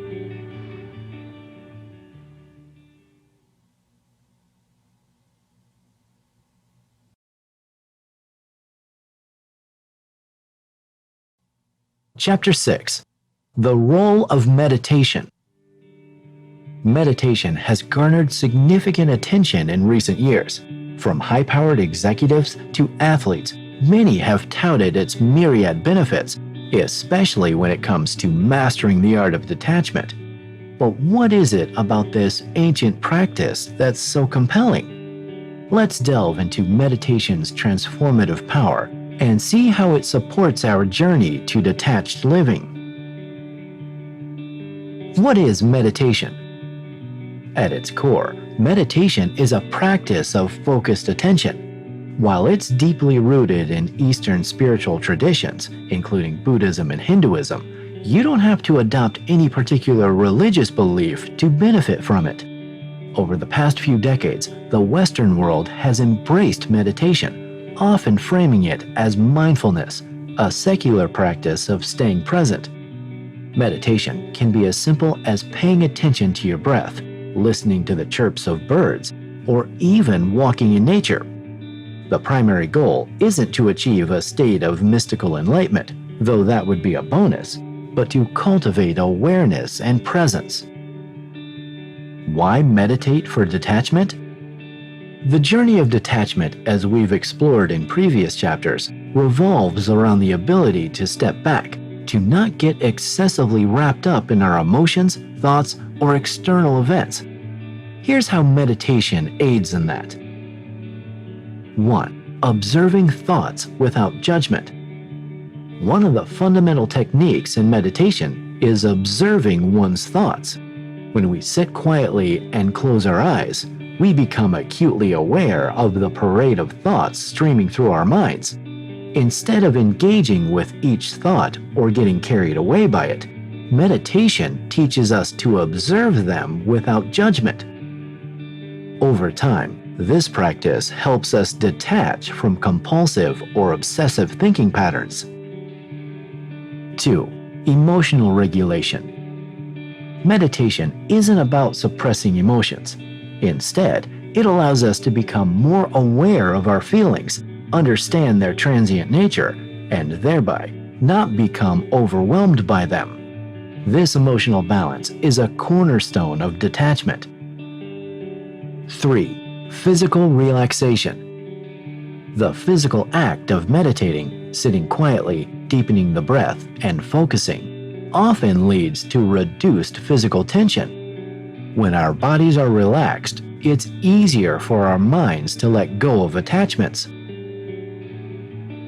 Popular meditation techniques. While there's no one-size-fits-all approach to meditation, certain techniques have proven effective for many. 1. Mindfulness meditation. Rooted in Buddhist traditions, this involves paying attention to the present moment without judgment. Whether you're focusing on your breath, an object, or a sound, the goal is to remain fully engaged with that focal point. 2. Transcendental meditation, TM. Originating from the Vedic tradition of India, TM requires you to sit with your eyes closed and silently repeat a mantra, a word or sound, for 20 minutes twice a day. 3. Guided meditation. Ideal for beginners, guided meditation involves following along with a recorded meditation or an instructor who will lead you through a visualization or relaxation exercise. 4. Body scan or progressive relaxation. This involves focusing on different parts of the body, usually starting from the toes and moving up. As you focus on each body part, you'll be invited to release tension there, fostering a deep state of relaxation. Integrating meditation into daily life. One of the beautiful aspects of meditation is its flexibility. While dedicated sittings are beneficial, you can also integrate mindfulness into your daily activities. Mindful eating. Instead of wolfing down your lunch while watching TV, try eating without distractions. Pay attention to the taste, texture, and aroma of your food. Walking meditation. Rather than just walking to get from point A to point B, make every step a conscious one. Feel the ground beneath your feet and pay attention to your surroundings. Breathing exercises. These can be done anywhere, even in a busy office or a crowded subway. Take a moment to close your eyes and focus solely on your breath, feeling its rhythm and depth. Challenges in meditation. As enlightening as meditation sounds, it's not without its challenges. It's common for beginners to become frustrated when they can't clear their minds. Remember, meditation is not about eradicating thoughts, but about observing them. Over time, with patience and practice, the mind's chatter will lessen. Another challenge is consistency. Like any new habit, it's easy to be enthusiastic at the start, but then lose momentum. Setting a specific time each day, having a designated meditation spot, or joining a group can help maintain regularity. Conclusion. The journey to detachment can be complex, and while meditation isn't the only path, it's undeniably one of the most effective. By training our minds to observe without judgment, to understand the ephemeral nature of emotions and thoughts, and by grounding ourselves in the present moment, we inch closer to mastering detachment. Even if you dedicate just a few minutes a day to this practice, the ripple effects on your well-being and your ability to float through life can be profound.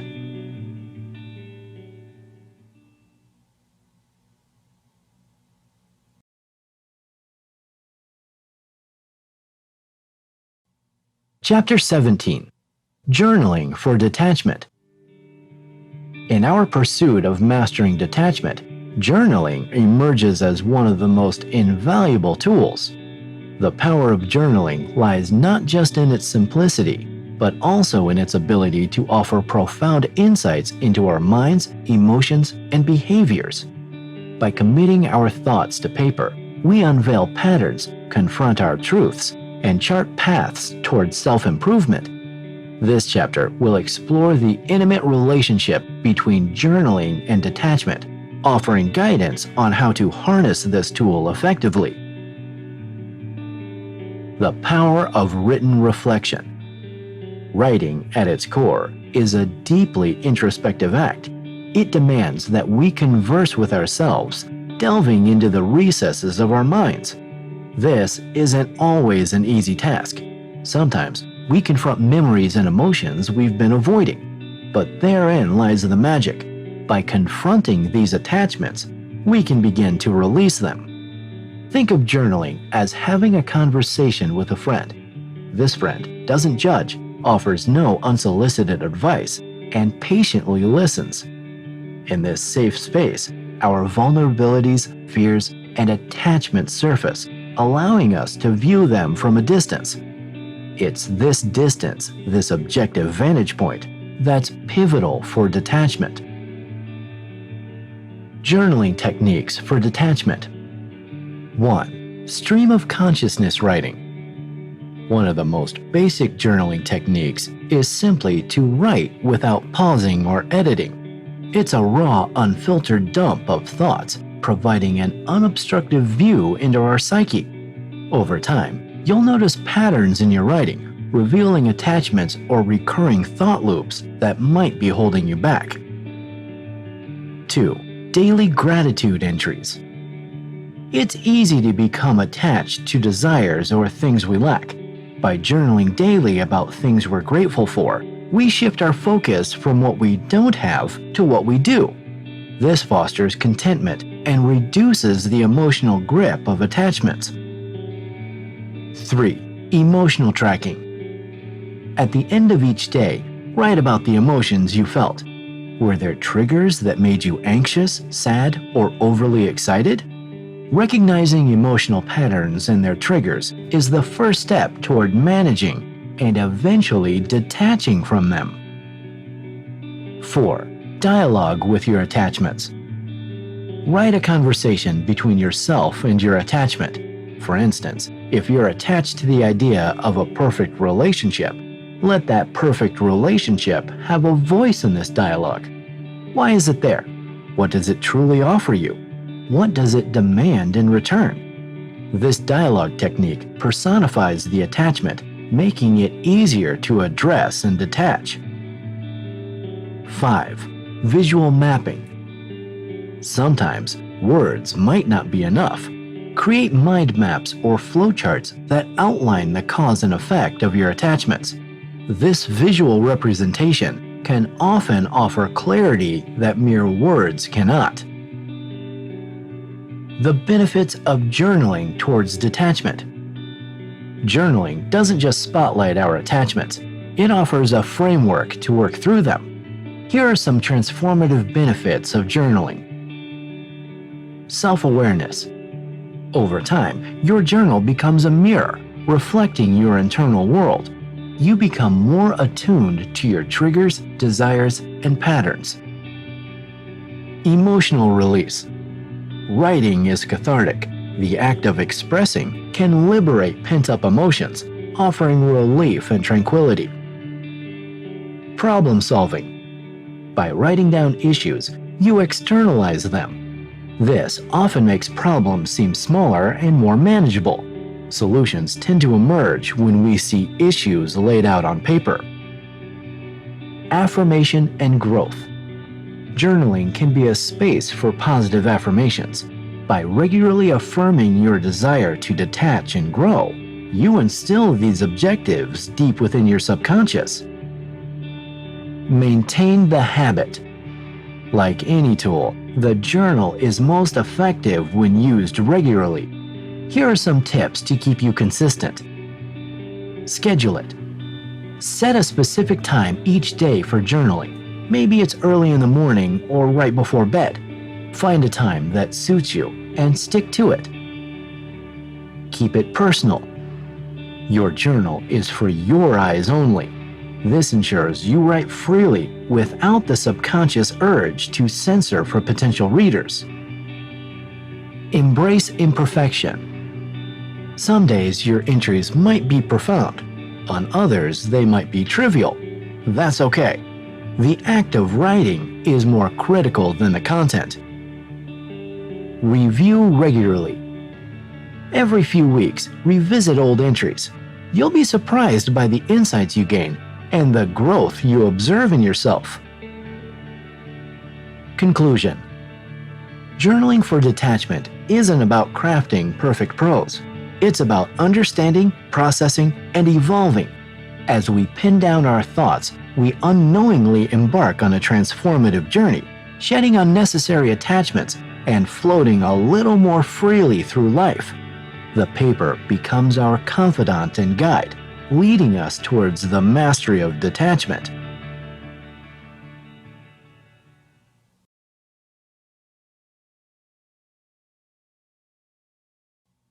Chapter 18. Nature and Detachment. There's an inherent simplicity and serenity in nature.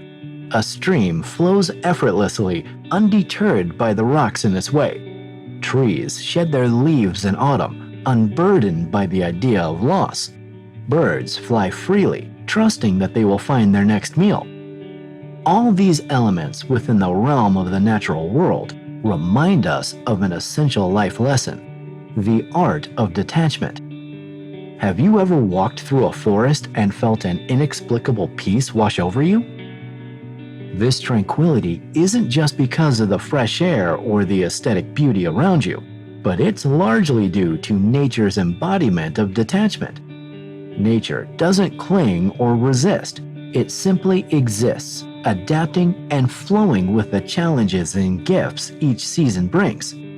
By observing nature, we can learn profound lessons about letting go and embracing the beauty of detachment in our lives. The flowing river, letting go of resistance. Consider a river. It's perhaps one of the most potent symbols of detachment. Water flows over pebbles, around boulders, and even carves its way through mountains over time. It doesn't resist obstacles. It finds its way around them or wears them down patiently over years or even millennia. Much like a river, when we face challenges or obstacles in our life, resistance often leads to pain and suffering. Embracing a mindset of detachment doesn't mean giving up or being passive. It means understanding that resisting certain aspects of life can be counterproductive. Instead, we can learn to flow around problems, seeking alternative pathways, much like water does. Trees and the lesson of shedding. Each autumn, trees shed their leaves without remorse. They don't cling to their colorful foliage, even though it's a source of their beauty. This annual process isn't just a matter of aesthetics, it's a survival strategy. By shedding leaves, trees conserve water and energy during the colder months. Similarly, in various phases of our lives, we often need to shed beliefs, relationships, or material possessions that no longer serve our growth or well-being. Just as trees don't mourn the loss of their leaves, understanding the impermanence of life can allow us to let go without harboring pain or resentment. Birds, trusting in abundance. Birds don't worry about their next meal. They soar through the skies, trusting that the universe will provide them with what they need.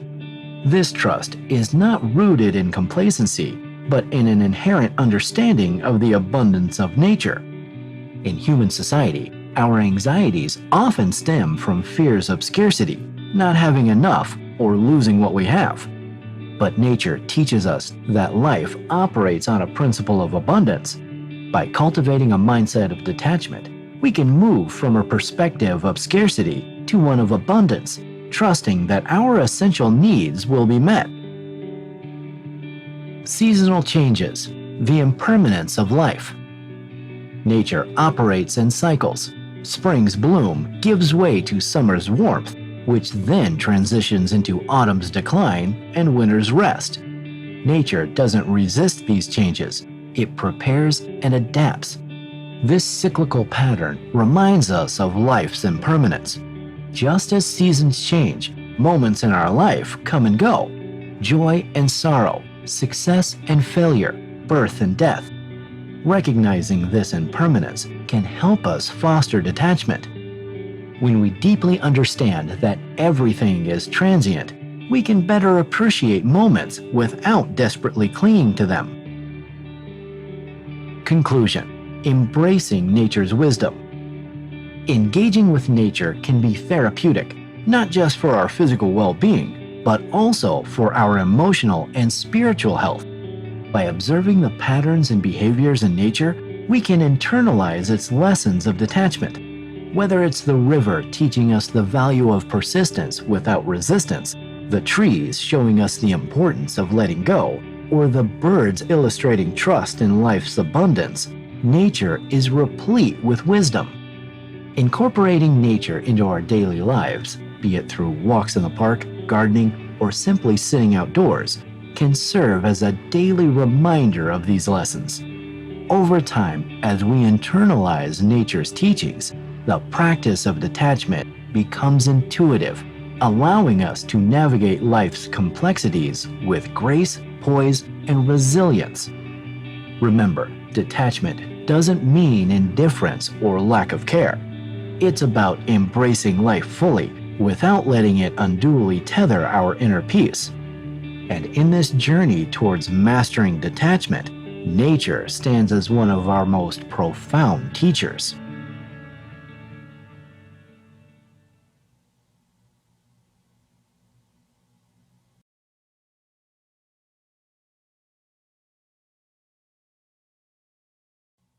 Chapter 19: Physical Exercise and Detachment. It's a clear blue sky morning. You're jogging through a leafy trail, the rhythmic thudding of your footsteps syncing with your heartbeat. With every mile, the weight of the world seems to diminish, and you're left feeling freer, lighter, and more in tune with yourself. This isn't a mere coincidence. Physical exercise in its many forms can serve as a powerful conduit to mental and emotional detachment. The idea of using physical exercise as a means to achieve mental clarity isn't new. In fact, it's ancient. Look at the practices of Tai Chi in China, yoga in India, or even the marathon monks of Mount Hiei in Japan. These ancient traditions integrate rigorous physical activity with spiritual and mental discipline, a blend aimed at transcending one's immediate surroundings and achieving a heightened state of detachment. But how does this work? 1. The neurochemistry of exercise. When you engage in physical activity, your body releases chemicals called endorphins. Often termed natural painkillers, endorphins interact with receptors in your brain to reduce pain perception and trigger positive feelings. This phenomenon is sometimes referred to as the runner's high. It's a state where physical pain turns into euphoria and the troubles of the world seem distant. Moreover, exercise reduces the levels of the body's stress hormones such as adrenaline and cortisol. This biological response can translate into a calmer, more centered state of mind where attachments and anxieties seem less daunting. 2. Being present. Exercise, especially when it demands focus, brings us into the present moment. Consider the martial artist practicing a kata, the dancer moving to a rhythm, or the rock climber scaling heights. These activities don't allow for distraction. One has to be wholly in the present. Such focused attention on the present moment is a form of mindfulness, an ancient practice pivotal to detachment. 3. The physical challenge. By pushing our physical limits, we often reach mental and emotional breakthroughs. Physical challenge forces us to confront our weaknesses, fears, and limitations. Every time we overcome a physical barrier, we are not just strengthening our muscles, but also our minds. We learn the art of letting go of the notion of impossibility. 4. The cadence of breath. Breathing is an involuntary action, yet it's deeply tied to our emotional states. When anxious or stressed, our breath becomes shallow and rapid.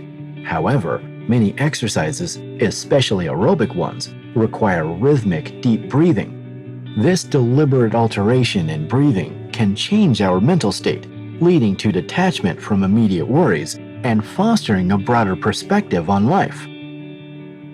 5. The ritual of routine. Physical exercises, when turned into a routine, become rituals of self-care. This routine can serve as a daily act of detachment. When we reserve an hour for yoga, a morning for a run, or an evening for a swim, we are essentially setting aside time to detach, recalibrate, and renew. Over time, this ritual becomes a sanctuary, a place free from the chaos of the outside world. Using exercise for detachment.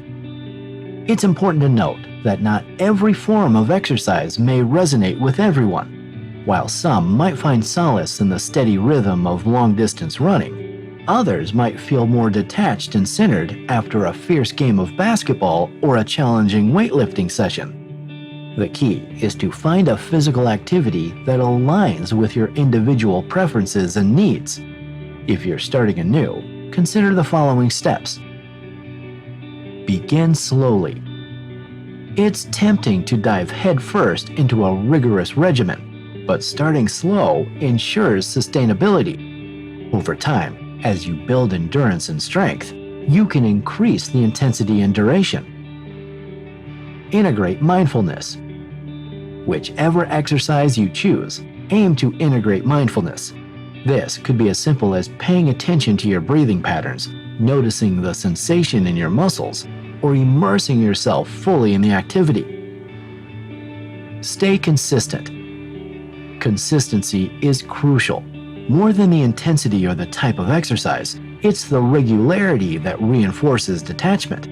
The daily act of stepping away from life's hustle, even if it's just for a few minutes, gradually builds mental resilience and fosters detachment. Listen to your body. Physical exercise should never be a punishment. It's a celebration of what your body can achieve. If something feels off, take a break, modify the routine, or switch to a different form of exercise. Reflect. Post-exercise, spend a few minutes reflecting on how you feel mentally and emotionally. Over time, you'll notice patterns, a clearer mind, reduced anxiety, or an improved mood, all indicating growing detachment from life's stressors. In conclusion, while the world often draws parallels between a strong body and physical prowess, the true strength lies in the union of physical health and mental detachment. Through regular physical exercise, not only can we achieve a fit body, but also cultivate a mind that floats gracefully, undeterred by life's ebbs and flows.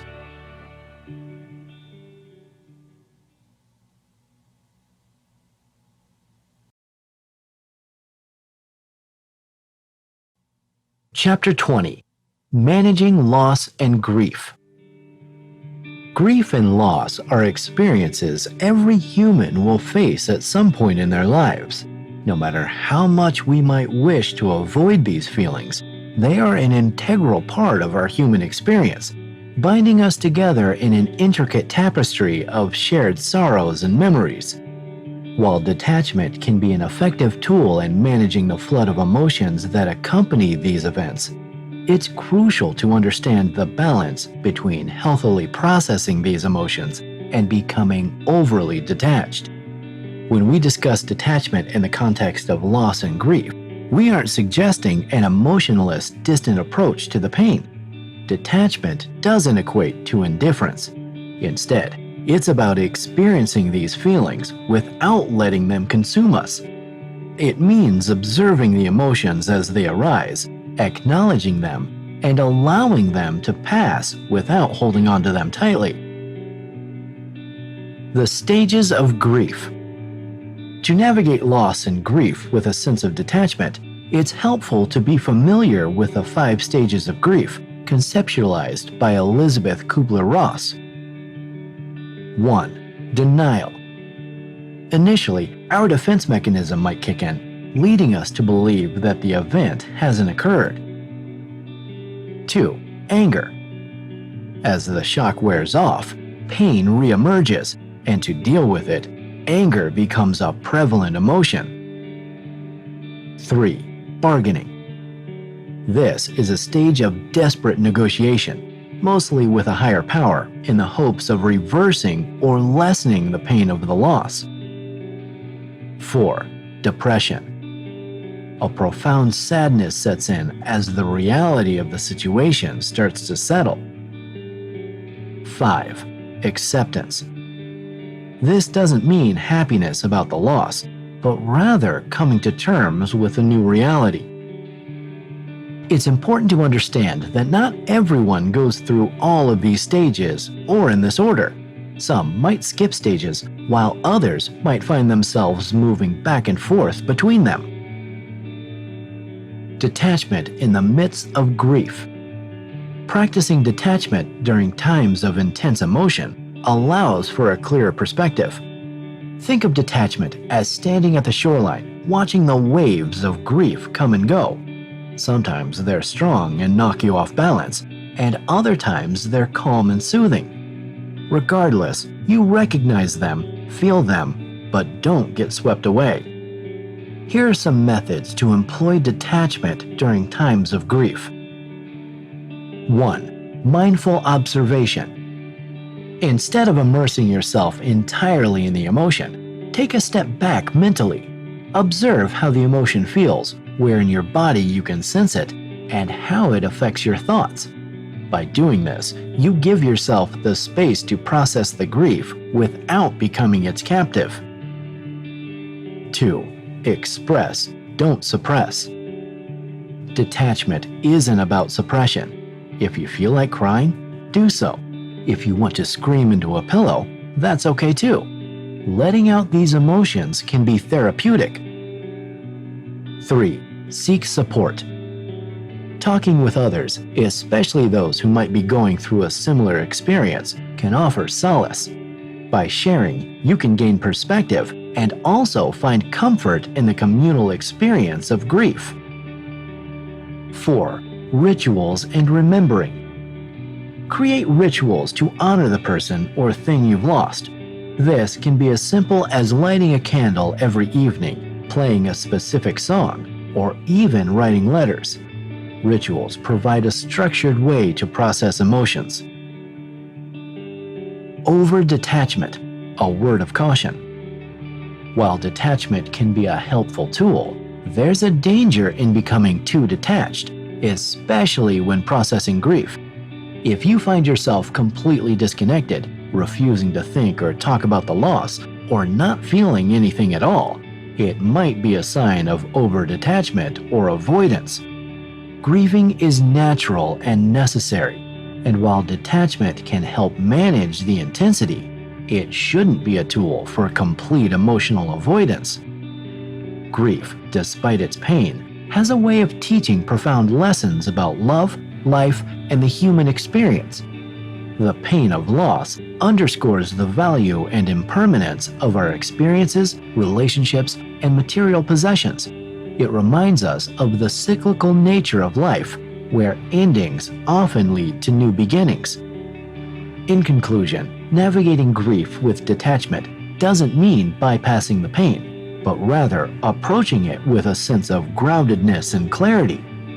By understanding our emotions, seeking support, and creating meaningful rituals, we can move through the labyrinth of grief with resilience and grace. The waves of emotion will still reach us at the shoreline of our experience, but with detachment, we can stand firm, honoring both our pain and our capacity to heal.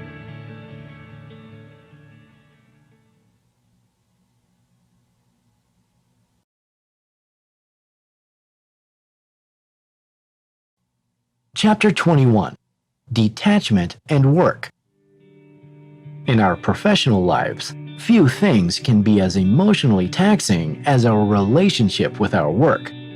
Whether it's the daily grind, the interpersonal politics, or the constant pressure to perform, the workplace can be a hotbed for attachment issues. In this chapter, we will delve into the necessity of cultivating detachment in the professional environment and provide actionable insights on how to achieve a balanced work life. To start with, let's consider a scenario. Imagine you've been working tirelessly on a project, pouring your heart and soul into every aspect. Yet when it's finally presented, it's met with criticism, or perhaps even worse, indifference. The immediate reaction for many would be a combination of anger, defensiveness, and hurt. Why? Because most of us tend to equate our professional achievements, or lack thereof, with our self-worth. This is where the importance of detachment in the professional arena comes to the fore. Detaching doesn't mean you shouldn't care about your work or that you shouldn't strive for excellence. Instead, it emphasizes the distinction between what you do and who you are. The dangers of overattachment in work.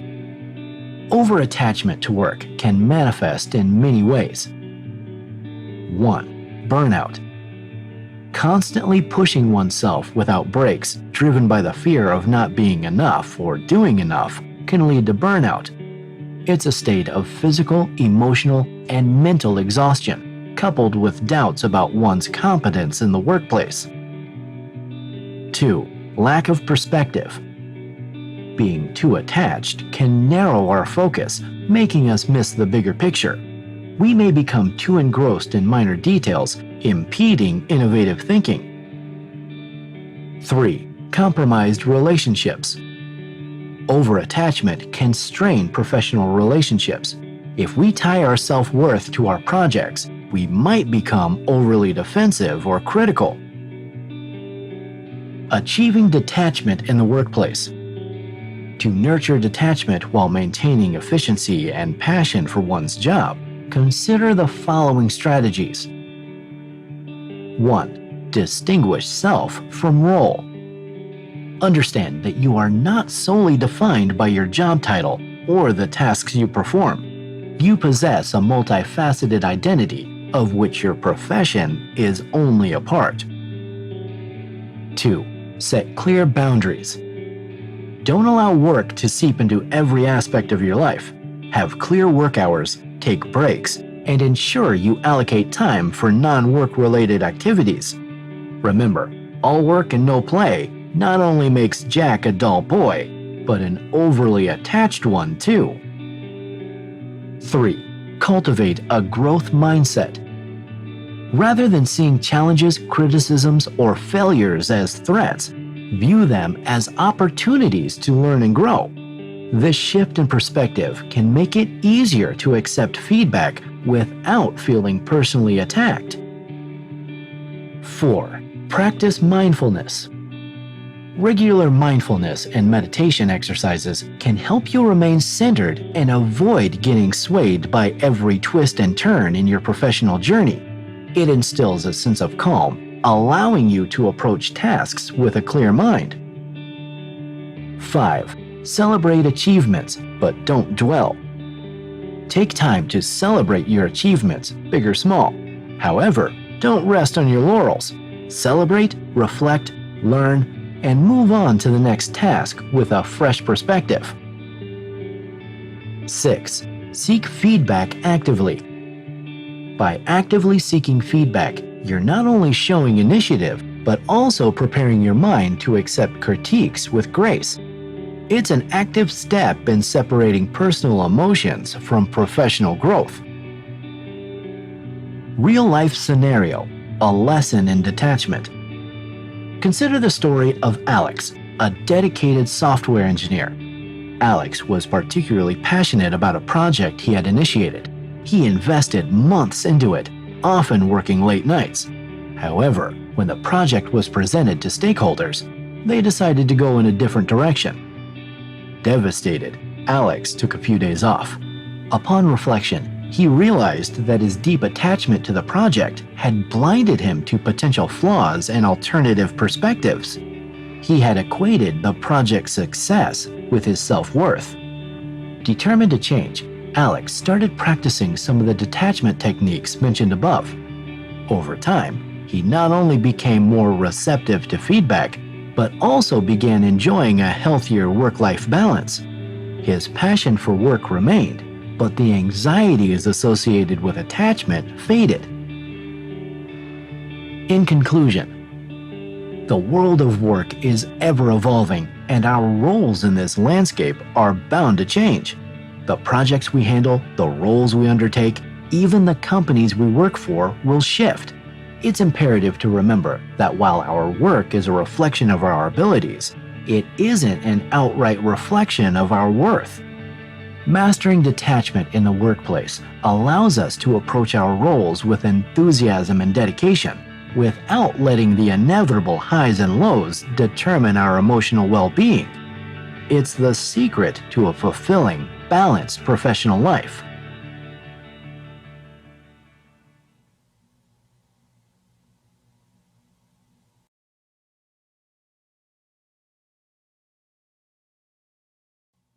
Chapter 22.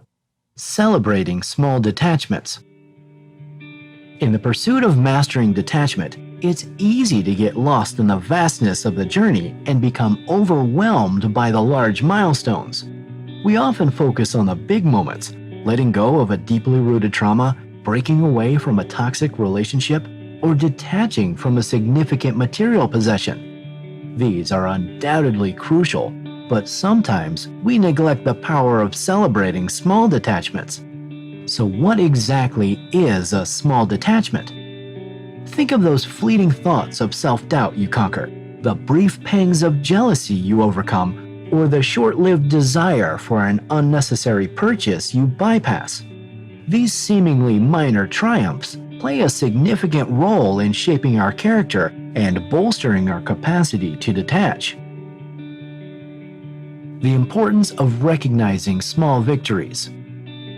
It's natural to want to reach our destination quickly, but every long journey consists of small steps.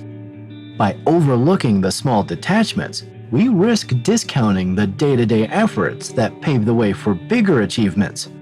We acknowledge these efforts, we not only build confidence, but also fortify our emotional and mental resilience.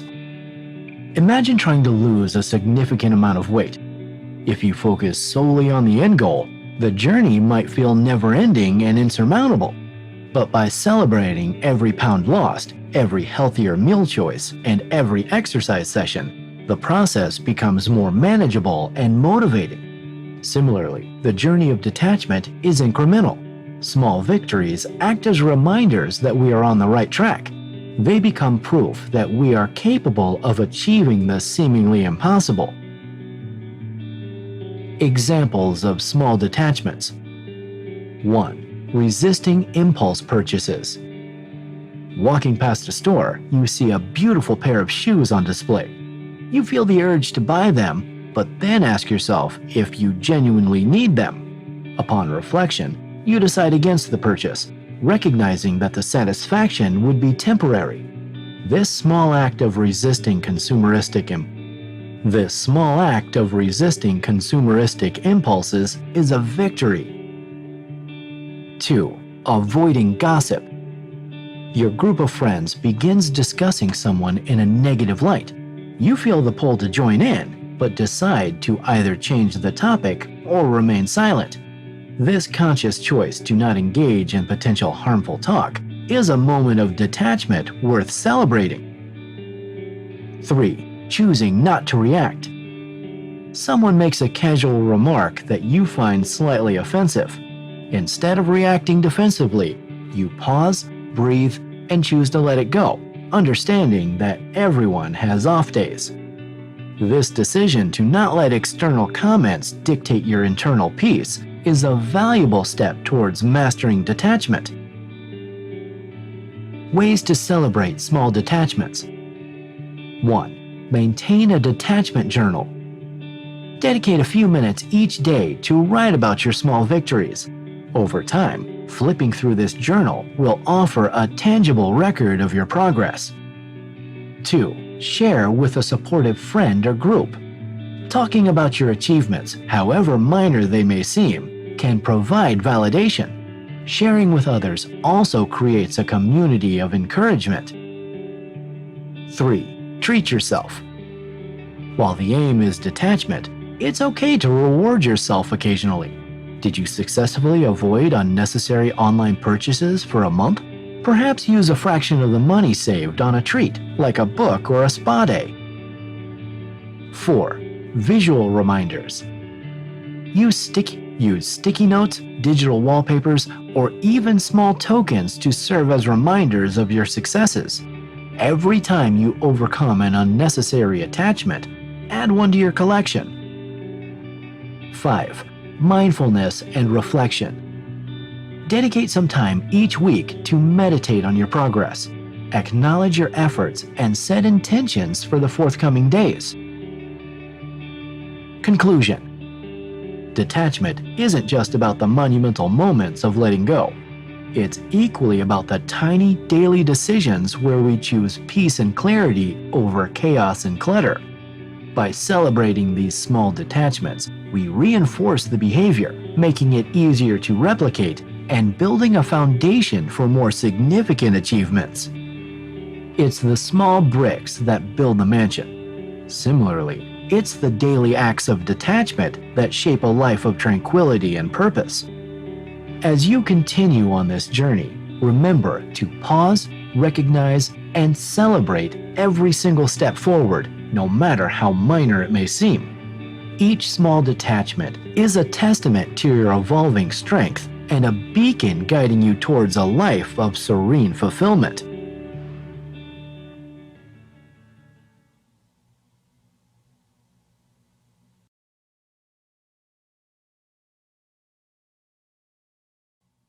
Chapter 23. Re-engaging with joy. Joy is not a mere momentary pleasure or a fleeting sentiment. It's an enduring state of being resonating deep within our souls, infusing life with purpose and meaning. Many believe that detachment may distance us from this coveted emotion. After all, how can one experience pure joy if they remain detached from the world around them? The truth, however, is that mastering detachment can pave the way to a more profound and resilient joy, unburdened by external circumstances. Understanding the nature of joy. Joy is often mistaken for happiness, but there's a clear distinction. While happiness is usually tied to external factors, a job promotion, a new purchase, or an enjoyable event, joy is intrinsic. It's an inner contentment, unaffected by life's constant ebb and flow. It's like a wellspring of water that remains consistent, regardless of the season. When we detach from the ever-changing external factors that frequently define our happiness, we open the door to discovering and tapping into our inner joy. Detachment doesn't diminish our experience of joy, it purifies it. Reconnecting with passion after detachment. Detachment isn't about renouncing our passions. Instead, it's about understanding them, putting them in perspective, and not letting them rule us. When our passions are in alignment with our true self, they lead to genuine joy. Imagine a musician deeply passionate about creating music. If this musician becomes overly attached to the outcome, the applause, the reviews, or the sales figures, they might lose the essence of why they began making music in the first place. However, by detaching from these external metrics and refocusing on the pure love of creation, the musician reconnects with the joy of their craft. They re-engage with their passion in its purest form. Living life with zest. Mastering detachment helps us approach life with a renewed zest. Without the weight of excessive attachments, we become more present in each moment. This presence allows us to truly engage with our surroundings, our loved ones, and ourselves. Think of a child playing in the rain. They aren't thinking of getting wet, catching a cold, or what others might think of them. They are wholly present, lost in the joy of the moment. As adults, our layered attachments and fears often prevent us from experiencing such unabashed joy. Through detachment, we can reclaim it. Practical steps to re-engage with joy. 1. Revisit old hobbies. Often, in the hustle of life, we leave behind activities that once brought us joy. Revisiting these hobbies can reignite that inner spark. Whether it's painting, reading, dancing, or even just taking a walk in nature, find what resonates with your soul. 2. Practice gratitude. Keeping a gratitude journal can shift our focus from what we lack to what we possess. This simple act can uncover countless moments of joy in our daily lives. 3. Engage in mindful activities. Mindfulness isn't limited to meditation. Any activity, when done with complete awareness and presence, can become a source of joy. It could be as simple as savoring a cup of tea, listening to a song, or feeling the texture of grass under your feet. 4. Limit comparisons. In the age of social media, it's easy to compare our lives to others and feel a sense of lack. Remember, everyone is on a unique journey. By detaching from the need to constantly compare, we can find joy in our own path. 5. Seek out new experiences. Novelty has a way of sparking joy. Whether it's trying out a new recipe, visiting a new city, or just taking a different route to work, breaking routine can lead to delightful surprises. Conclusion. Joy isn't a distant destination, it's the path itself. As we navigate life's complexities, the art of detachment becomes our compass, pointing us towards a purer, deeper, and more resilient joy. Remember, detachment doesn't mean disconnecting from life, but rather connecting with it more authentically. It's about experiencing the world in all its vibrancy without letting its unpredictability steal our joy. In this journey of life, with its ups and downs, joys and sorrows, mastering detachment and re-engaging with joy becomes our beacon. It illuminates our path, ensuring that no matter the external circumstances, the flame of joy within us never flickers out.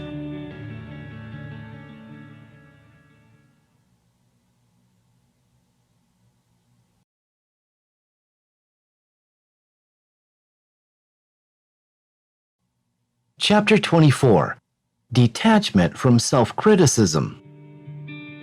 We all possess an inner critic, that nagging voice in our heads that second-guesses our choices, points out our flaws, and sometimes floods us with guilt and shame. While self-reflection and striving for improvement are essential elements of personal growth, there's a vast difference between constructive self-assessment and destructive self-criticism.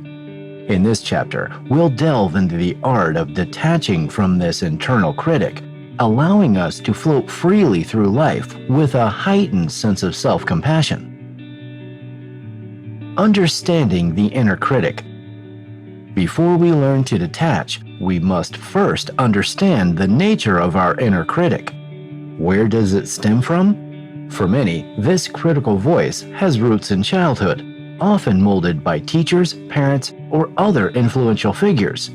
For others, it might be shaped by societal norms and the constant comparison game catalyzed by today's hyper-connected world. The key is to recognize that this voice isn't an all-knowing, infallible judge. Instead, it's a combination of internalized voices, beliefs, and past experiences that may not always be grounded in reality. The cost of overcriticism. Excessive self-criticism isn't merely an annoying mental chatter.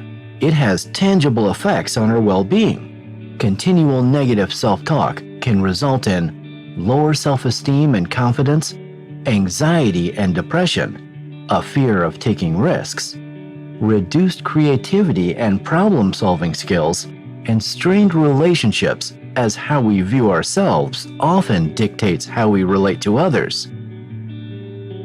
Strategies for detachment. 1. Recognize the voice.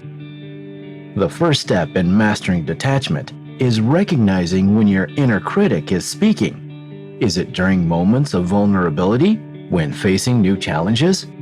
Being aware helps in addressing it directly. 2. Challenge its validity. Once you hear that critical voice, question its validity.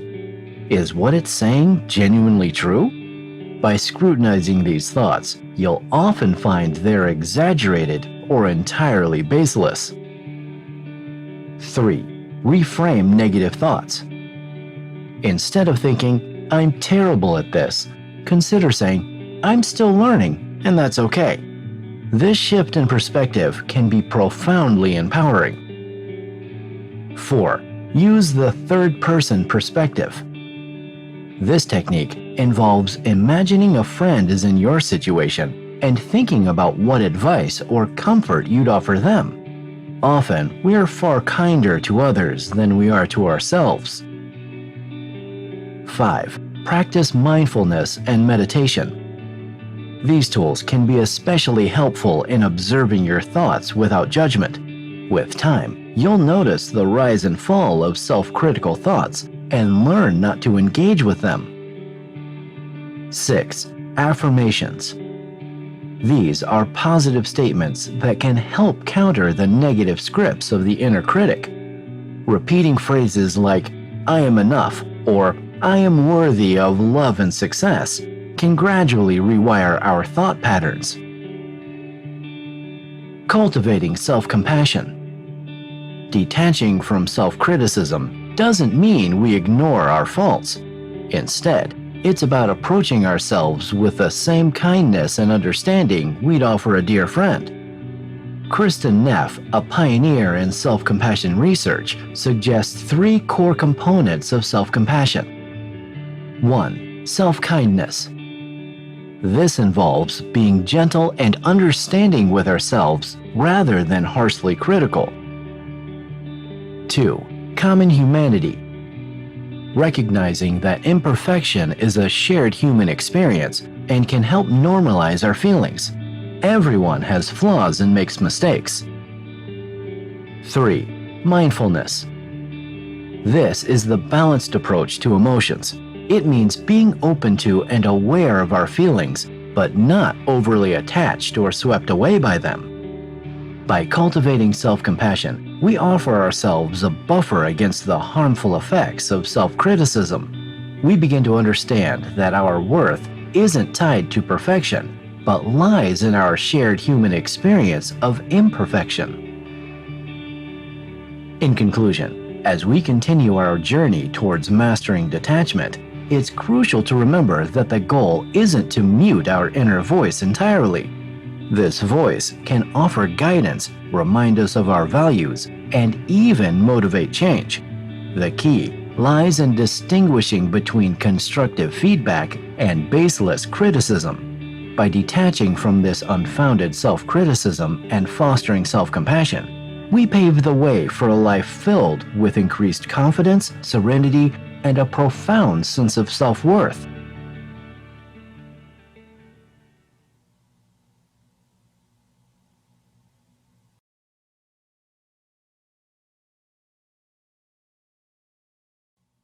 Chapter 25. Role Models of Detachment. Throughout history, figures have emerged who've showcased profound detachment from worldly desires, ambitions, and expectations.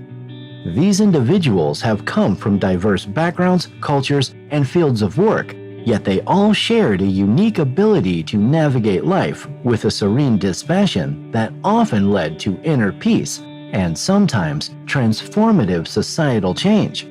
In this chapter, we'll delve into the lives of a few of these notable figures to understand how they exemplified the concept of detachment. 1. Siddhartha Gautama, Buddha. Siddhartha Gautama, known to most as Buddha, was an Indian prince who lived during the 5th to 4th centuries BCE. He is perhaps the most iconic symbol of detachment. Born into luxury, he lived within palace walls, shielded from the harsh realities of the world. However, once he witnessed suffering outside the royal confines, his perspective shifted dramatically. Leaving his princely life behind, including his family, Siddhartha sought the path to enlightenment and the cessation of suffering. After years of ascetic practices and meditation, he attained nirvana. Buddha's teachings revolve around the idea of detachment from worldly desires and the impermanence of all things. The Four Noble Truths, which outline the essence of his teaching, stress the importance of recognizing and detaching from the sources of suffering. 2. Stoic philosophers Seneca, Marcus Aurelius, and Epictetus. The Stoic philosophers of ancient Greece and Rome provide an invaluable Western perspective on detachment.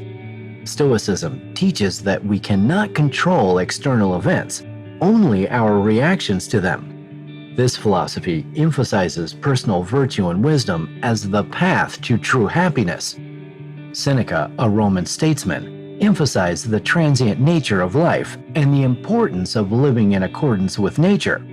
His letters are filled with insights on how to remain detached from wealth, loss, and societal pressures. Marcus Aurelius, a Roman emperor, is best known for his Meditations, a series of personal writings that outline Stoic philosophy. In these, he reminds himself to remain indifferent to both praise and criticism and to see the transient nature of all worldly goods. Epictetus, once a slave who became a prominent Stoic teacher, emphasized the distinction between things we can control, our thoughts and actions, and things we can't, external events. By focusing on personal responsibility and letting go of the rest, he epitomized the Stoic approach to detachment. 3. Mahatma Gandhi. In the 20th century, Mahatma Gandhi, the leader of India's nonviolent resistance against British rule, showed the world the power of detachment in action. He led a simple life, wearing basic clothing and avoiding luxuries. Yet his detachment was not only personal. Gandhi's non-attachment to outcomes was evident in his leadership style. He believed in doing the right action and leaving the results to unfold as they might. Gandhi's philosophy of satyagraha, or holding on to truth, was grounded in the idea of non-attachment to the results of action. It was this level of detachment, combined with an unwavering commitment to justice and nonviolence, that made his leadership both unique and effective. 4. Marie Curie. While detachment might seem more pertinent to spiritual and philosophical leaders, it is equally essential in other fields. Marie Curie, the pioneering scientist, exemplified this. Despite facing countless adversities, including societal prejudices against women in science and the tragic loss of her husband, Curie remained steadfastly devoted to her work. Her detachment from external validation and societal norms allowed her to break barriers in her field, leading to groundbreaking discoveries in physics and chemistry. Though she faced criticism and even health issues due to her work with radiation, her focus never wavered. Conclusion. Each of these figures in their unique ways showcased what it means to live a life of detachment. Whether it was Buddha's profound realization of the impermanence of life, the Stoic philosopher's emphasis on controlling one's reactions, Gandhi's non-attachment to results, or Marie Curie's unwavering dedication to her passion, each teaches us a valuable lesson. Detachment does not mean giving up on our passions or ambitions. Instead, these figures show us that it means letting go of the uncontrollable, focusing on our actions and intentions, and finding peace and purpose regardless of external circumstances. They teach us to be resilient in the face of adversity, to stay true to our path, and to find serenity in a world full of chaos. Through their stories, we are reminded of the power and freedom that come from mastering detachment.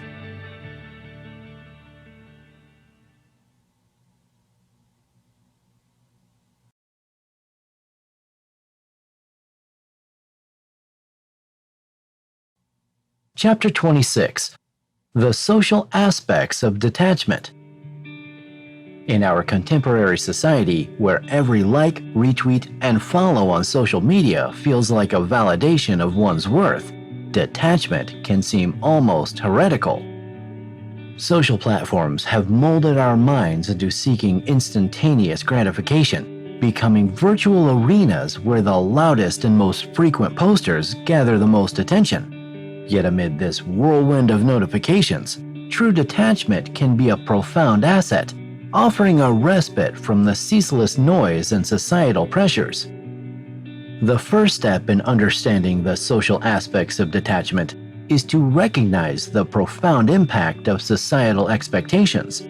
From a young age, many of us are taught to conform to societal norms, whether it's in the form of career aspirations, personal relationships, or even our tastes and preferences.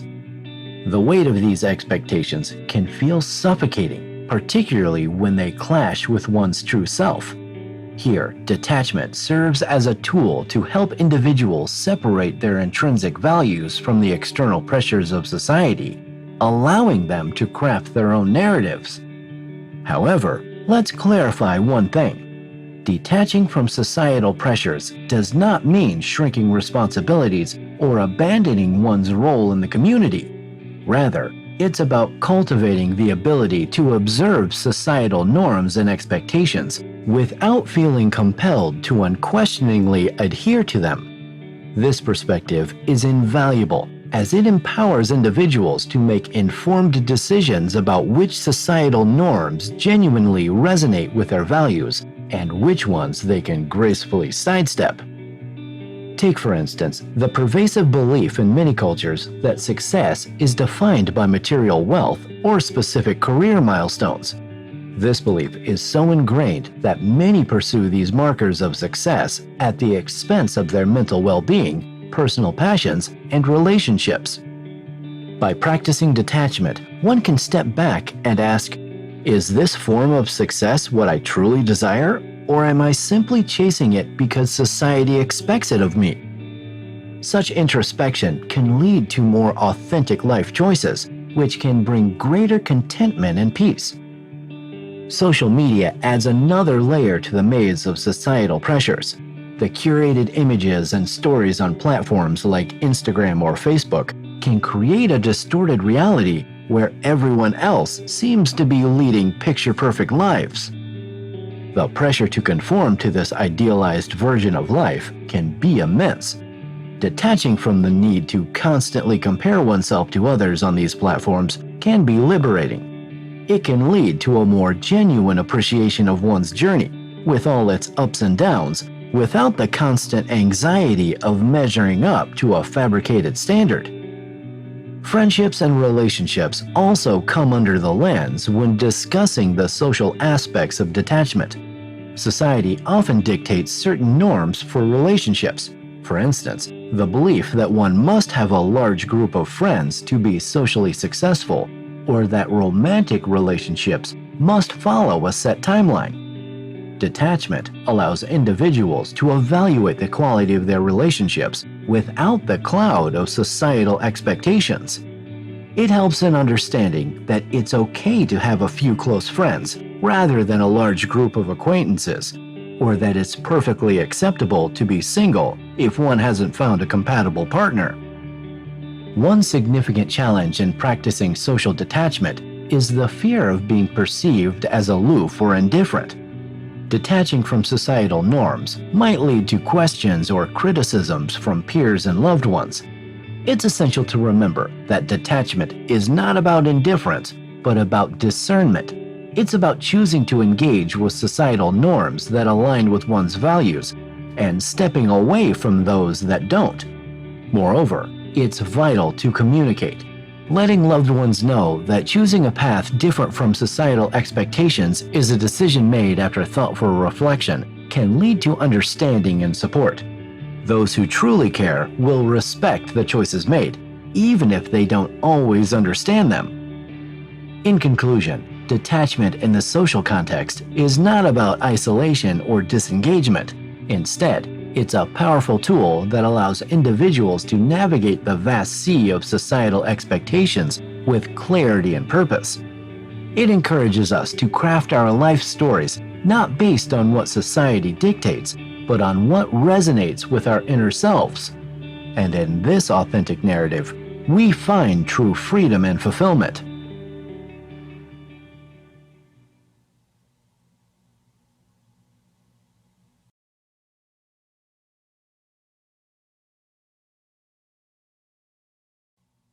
Chapter 27. Long-Term Maintenance. Maintaining detachment is not just about the initial act of letting go.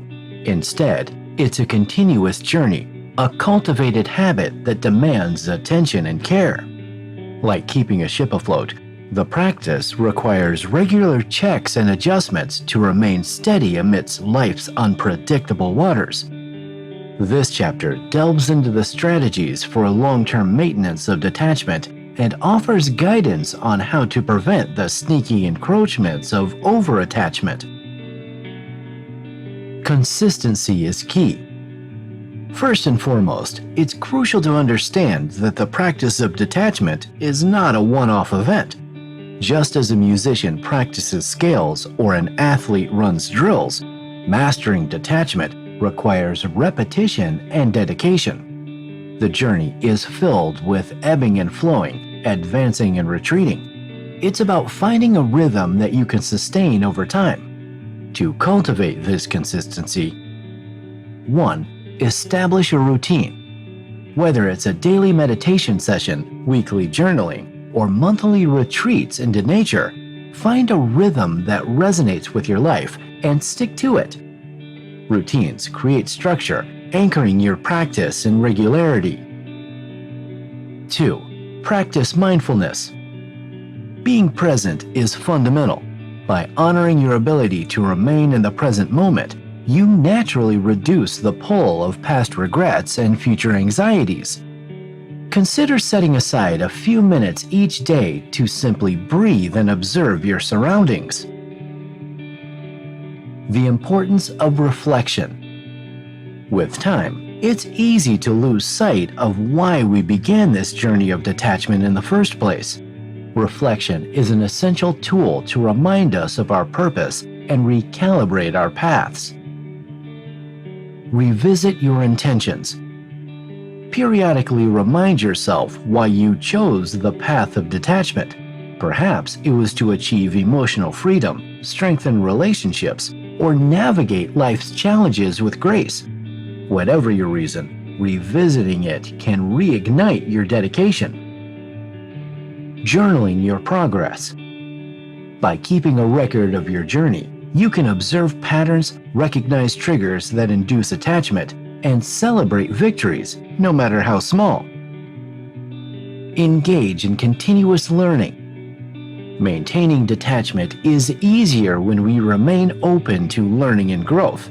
This means engaging with new perspectives, revisiting foundational concepts, and staying updated with current practices. Read widely. Dive into books, articles, or podcasts about detachment, philosophy, and related topics. The more diverse your sources, the richer your understanding will become. Attend workshops or retreats. Immersing yourself in a setting dedicated to exploring detachment can provide fresh insights and allow you to connect with like-minded individuals. Stay connected to a community. While the journey of detachment is deeply personal, it doesn't mean you have to walk it alone. Being part of a community can provide support, perspective, and accountability.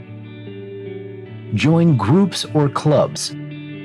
Whether online or in person, connect with individuals who share your passion for mastering detachment, share experiences, seek advice, and offer support. Seek a mentor. If possible, find someone who's further along in their journey. They can offer guidance, share their experiences, and provide a roadmap for potential challenges ahead. Addressing reattachment. Despite our best efforts, there will be times when old habits resurface and we find ourselves clinging once again. This is natural. The key is not to chastise yourself, but to recognize, adjust, and move forward. 1. Recognize the signs. Be vigilant. If you start feeling overwhelmed, reactive, or excessively emotionally entangled, these might be indicators of reattachment. Return to basics.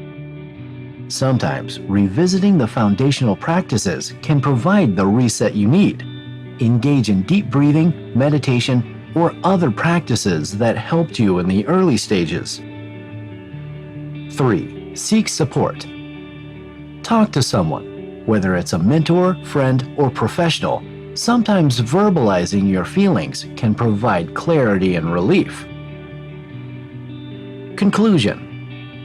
Mastering the art of detachment is akin to tending a garden. It requires regular attention, care, and even some pruning. By establishing consistent routines, reflecting on our journey, continuing our education, connecting with others, and addressing reattachment proactively, we can ensure the vibrant growth and longevity of our practice. Remember, the path of detachment isn't about achieving a perfect state, but rather embracing the continuous journey towards balance and freedom.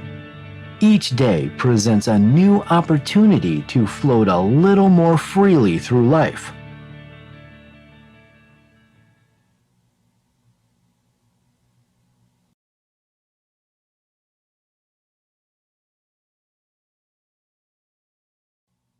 Chapter 28: The Wisdom of Floating.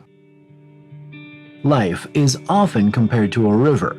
It twists and turns, presenting unforeseen challenges and unexpected joys. But while it's tempting to fight against the current when times are tough, there's profound wisdom in learning how to float. Imagine standing at the edge of a river, watching the water flow by. Some areas have rapid currents, others are calm and tranquil. When faced with life's currents, many of us immediately jump in and try to swim upstream, exerting tremendous energy and often ending up tired or even defeated. But what if, instead of battling against the current, we could allow ourselves to float, moving with the river rather than against it? The essence of floating. Floating is not about inaction. It's about a harmonious union of action and acceptance. When you float, you are neither passive nor overly aggressive. You're responsive, allowing the water to guide you while also using your skills and intuition to navigate. You're trusting the river or life to take you where you need to go. Floating can be seen as an art, a beautiful dance between surrender and agency. Life's unpredictable currents. No matter how well we plan or how much effort we exert, there will always be events beyond our control. Just as a river may have sudden rapids or unforeseen obstacles, life can throw challenges our way. It could be a lost job, a sudden illness, or an unexpected twist in our personal lives. Instead of resisting these occurrences, floating teaches us to adapt and move with them. This doesn't mean giving up or not taking action. It means recognizing that there's a force greater than our individual will, and sometimes we can achieve more by aligning with this force rather than opposing it. Lessons from nature. Observe a leaf as it drifts on a river. It doesn't struggle or resist. It simply moves with the flow. This doesn't mean it's devoid of direction or purpose. The leaf, through its very nature, teaches us a valuable lesson on trusting the process. Similarly, when birds soar in the sky, they don't flap their wings constantly.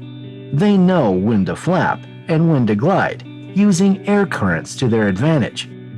Nature is full of examples of beings that understand the wisdom of floating, of knowing when to act and when to let go. The balance of effort and ease. Floating doesn't imply laziness or lack of ambition. It's about finding the balance between effort and ease. Think of a seasoned kayaker navigating a river. They paddle when necessary, steer their kayak to avoid obstacles, but they also know when to relax and let the river's current guide them. In life, there are times when assertive action is necessary, but there are also moments when we must step back, reflect, and allow things to unfold. Recognizing and distinguishing between these times is the hallmark of someone who has mastered the art of floating. Harnessing the power of detachment. Floating is intrinsically tied to detachment. It's about releasing our tight grip on outcomes and trusting in the big picture. While it's essential to have goals and aspirations, becoming overly attached to a specific outcome can hinder our progress and cause unnecessary stress. Detachment, or the ability to float, encourages us to stay committed to our efforts, but not overly entwined with the results. It's about understanding that sometimes the universe might have plans that are different from ours, and that's okay. A lifelong practice. Mastering the wisdom of floating is not a one-time act, it's a lifelong practice. Just as a river has its ebbs and flows, life will present us with calm stretches and challenging rapids. The key is to cultivate a mindset that can discern when to paddle hard and when to lie back and enjoy the ride. In conclusion, the wisdom of floating is about harmonizing with life's currents, not fighting them. It's a dance of action and surrender, effort and ease. By observing nature, practicing detachment, and understanding the balance between exertion and relaxation, we can navigate life's rivers with grace, agility, and a profound sense of peace. So the next time life presents you with a challenge, remember the river and consider the wisdom of floating.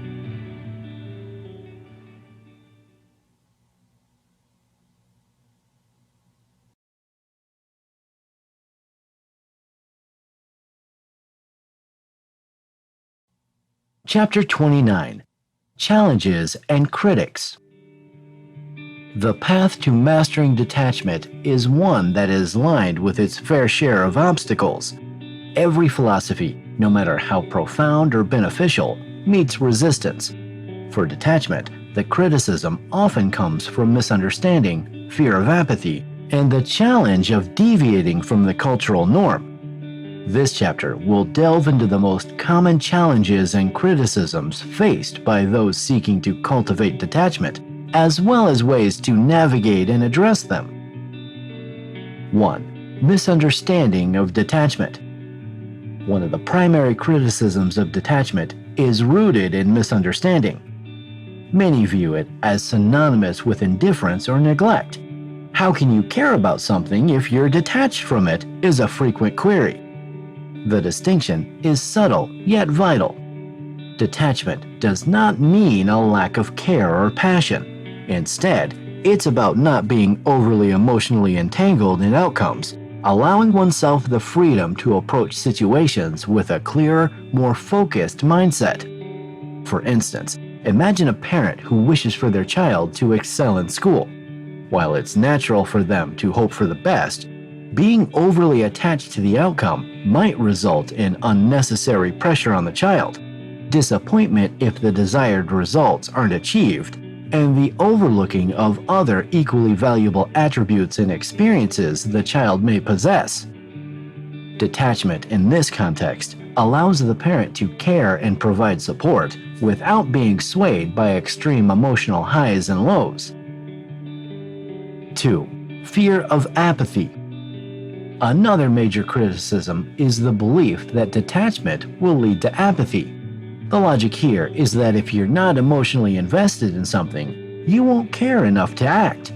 However, detachment isn't about removing emotions, it's about managing them. A detached individual can be just as passionate, just as driven, but they operate without the paralyzing fear of failure or the blinding obsession with success.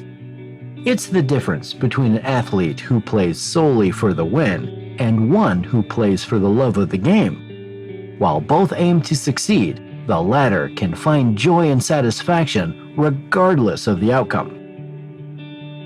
3. Cultural norms and pressures. We live in a society that often equates passion with attachment. Popular culture, through movies, songs, and literature, frequently glorifies obsessive love, undying attachment to goals, and the idea that our worth is tied to our achievements. This narrative makes it challenging to embrace detachment. The pressure to constantly want more, to never give up, and to equate persistence with attachment can be overwhelming. However, it's essential to remember that detachment doesn't advocate giving up or not pursuing dreams. Instead, it promises a balanced approach where one's happiness and self-worth aren't entirely dependent on external achievements. 4. Mistaking detachment for avoidance. Detachment is also mistakenly equated with avoidance. Critics argue that promoting detachment is an invitation to run away from problems. However, true detachment is far from it. It enables an individual to face challenges head-on without the baggage of anxiety or fear of the unknown. By detaching from preconceived outcomes or fears, one can more objectively assess a situation and make wiser decisions. 5. Fear of losing identity.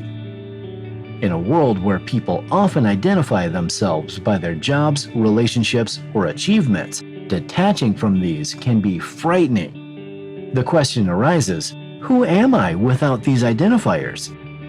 This fear is genuine, but it also presents an opportunity. Detachment can pave the way for self-discovery, enabling individuals to find their true essence beyond societal labels and self-imposed constraints. Navigating the criticisms. If you're on the path to mastering detachment and face criticisms, educate. A lot of criticism comes from misunderstanding. Take the time to explain what detachment truly means and how it benefits your life. Self-reflect. Regularly check in with yourself. Ensure that your practice of detachment is genuine and not veering into avoidance or apathy. Stay grounded. Remember the reasons you chose this path. Whether it's peace of mind, clarity, better relationships, or all of the above, keeping these reasons at the forefront can help you navigate criticism. In conclusion, the road to detachment will inevitably come with its challenges and detractors. Yet understanding the root of these criticisms and equipping oneself with the right knowledge and perspective can ensure that one stays true to the journey. After all, the peace and clarity that come from mastering detachment are rewards that far outweigh the hurdles.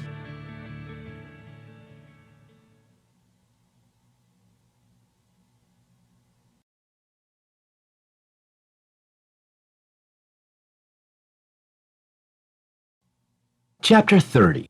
Concluding Thoughts and Moving Forward. In the pages of this book, we've delved deep into the art and science of detachment, journeying from ancient philosophies to cutting-edge neuroscience.